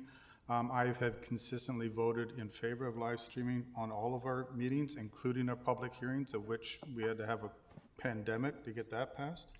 But I'm glad that we're doing that now. I wish they were recorded, but that's another battle some other day in the future. So I'm going to vote in favor of the motion as it stands now. Thank you. Amendment. Thank you. Councillor Martman. Thank you. Through you, Your Worship, can I have the motion read back in its entirety with the amendment so I understand exactly from beginning to end? As if the amendment passes, you mean? If the amendment, yes, what I'd be voting on, though. Yes, The motion you would be voting on, as I understand it, is that council suspend broadcasting and publishing of recorded council and committee meetings to the City of Nanaimo website and direct media requests and quotes for news releases to the CAO during the 2020, no? So, Your Worship, the motion that's on the floor right now is the amendment, and the amendment is the removal of the first part of that motion you see right there, which is that council suspend live streaming, broadcasting, and publishing of recorded council and committee meetings to the City of Nanaimo website. So that's the amendment, is the removal of that piece. So then the motion, the main motion as amended, should the amendment pass, would just be that second part, which is that that council direct media requests and quotes for news releases to the CAO during the 2022 general election campaign period from September 17th through to October 15th, 2022. So that would be the end result should the amendment pass, which is the removal of the first. Okay, so speaking to the amendment, I don't support it because I do support suspending the live streaming. So I won't be supporting the amendment. Thank you. Sorry, I somewhat misunderstood Councillor Brown's motion. I thought he was taking out the live streaming and broadcasting, etc. But that would be it. Your Worship, he does have his hand raised, so I maybe get some clarification. Councillor Brown? Correct. Thanks, Ms. Gurry. Okay, so essentially this motion would be that if the amendment passes, it would be that our meetings are still live streamed and the broadcasting is published with the website. It would be consistent, if it passes, it would be consistent with the RDN in the sense that the blackout would essentially be a media blackout for elected officials, and the organization through the CAO or other staff would respond to media requests and things like that. That consistency is, was voted upon by the Regional District Board, all 19 directors unanimously in attendance on May 24th. So that would essentially match that. And it was my understanding from watching the meeting, there was concern by some members of council about our job and the level of transparency if we were to suspend the live streaming of our meetings. Thank you. Well, I'm not going to support the amendment. The reasons that I supported the original motion frankly, are fairly clear. Correct me if I'm wrong, Ms. Gurry, but this council, up until the last election, passed a motion in similar kind consistent with other municipalities in this province. Correct? Your Worship, I know that consistently this city council did pass the motion similar to this, if not identical to this, up until the last election in 2018. Well, to quote the old song, the old-time religion, if it was good enough for mother and it was good enough for father, it's good enough for me. There's a reason that it happens. The motion, if it was passed in the original form, unamended, would be consistent with past practice. It would not suspend media attending council meetings or anyone else to watch and observe and comment on it, which they would be entitled to do. I am still of the view that it should be, we should not have any advantage over those who are seeking public office. The privilege we have of having it now is just that, it is a privilege, but it should not give us any advantage. The passage of the amendment would have the effect of, frankly, neutering everything that the spirit of the motion is designed to address. So I'm not prepared to support the amendment. Or if there are any other speakers, speak now. If not, the motion is the amendment. All those in favor of the amendment, Councillors Armstrong, Gesselbrock, Hemmens, and Bonner and Brown, and those opposed, Councillors Martman, Mayor Krogh, Councillor Thorpe, Councillor Turley. The motion carries. Thank you very much.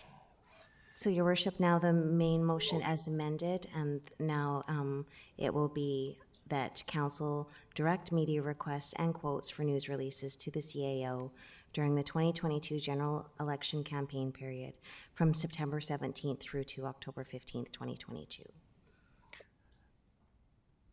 I'm not going to support the motion as amended, not because I disagree with the weakened portion of it that's left, but because in principle I think it is the wrong thing to do. I think what previous council has done was the right thing to do. For me, it is a matter of principle, and I appreciate that the views on this differ as to the impact or effect of it, but I think it sends the wrong signal to the public, particularly those who are seeking public office. We have an advantage. This essentially continues that advantage, small as it may be, it continues that advantage, and I think the public interest is better served by having passed the motion as unamended, so I can't support the amended motion. Councillors Gesselbrock, Turley, and Martman in order. Thank you, Your Worship.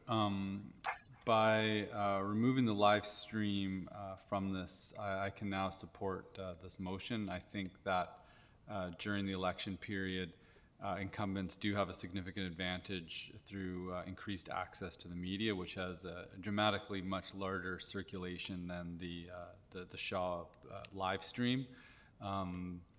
So by having this blackout, we are leveling the playing field to a certain degree, and also this is what's consistent with the regional district in terms of its election policy, and we're also leaving intact, should members of the public want to check in on what council's making decisions on, they can still do so that through the live feed. So I can now support this motion, and yeah, thank you. Councillor Turley, and then Councillor Martman.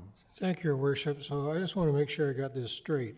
And it doesn't really matter to me because I'm not running anyway. But first of all, so now that we are allowing live streaming, but not allowing us the ability to talk to the media, I'm sorry, but that makes absolutely no sense to me. So I won't vote for it. Thank you. Councillor Martman. Thank you. And I will support it, only because we're getting half the motion.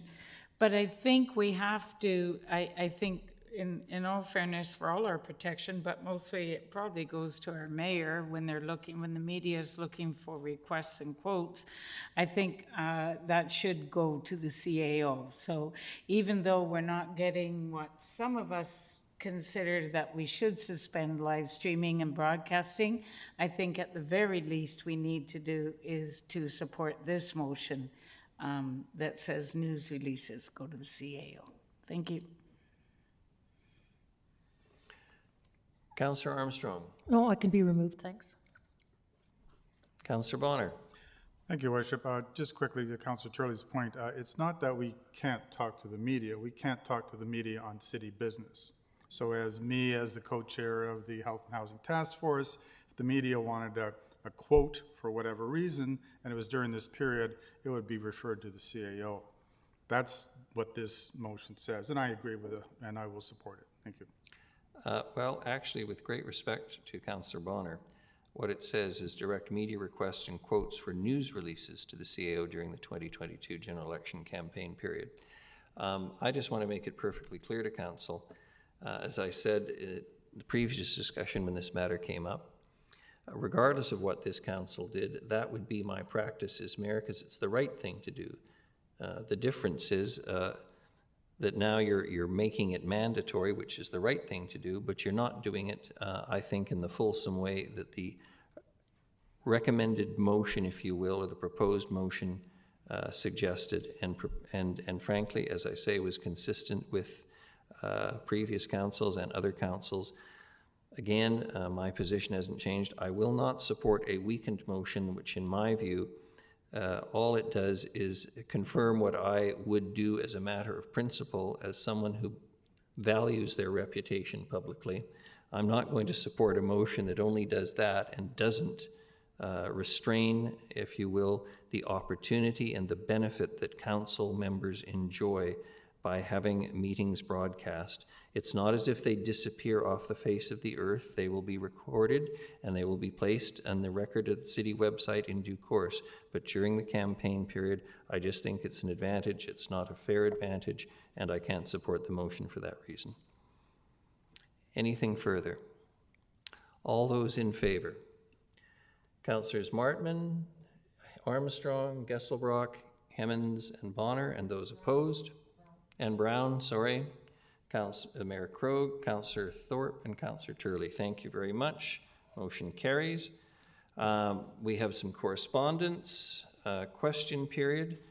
Before I raise that, anyone wishing to address council at this time must be asking a question, and it must relate to the topics on this evening's agenda. Participants are expected to conduct themselves in a respectful manner and abide by the rules of the chair. The chair will determine if necessary if sufficient discussion has taken place and may close question period based on that decision. I'll now invite those members of the public who wish to ask questions regarding this evening's council meeting to approach the podium. You'll have 5 minutes to speak. Your Worship, there was no questions on the question period. Excellent. Well, then let's close on something positive. Unless someone tells me otherwise, I'm going to suggest that we have Mosaic come and speak to us in due course, make a presentation. And before she gets to move adjournment, we cannot let the day pass and reveal the age of one member of council who is today celebrating her 65th birthday. So happy birthday, Councillor Zenny Martman, to you. Happy birthday to you. Happy birthday, dear Zenny. Happy birthday to you. And now you'll move adjournment. Seconded, Councillor Hemmens. All those in favor, motion carries. Thank you very much.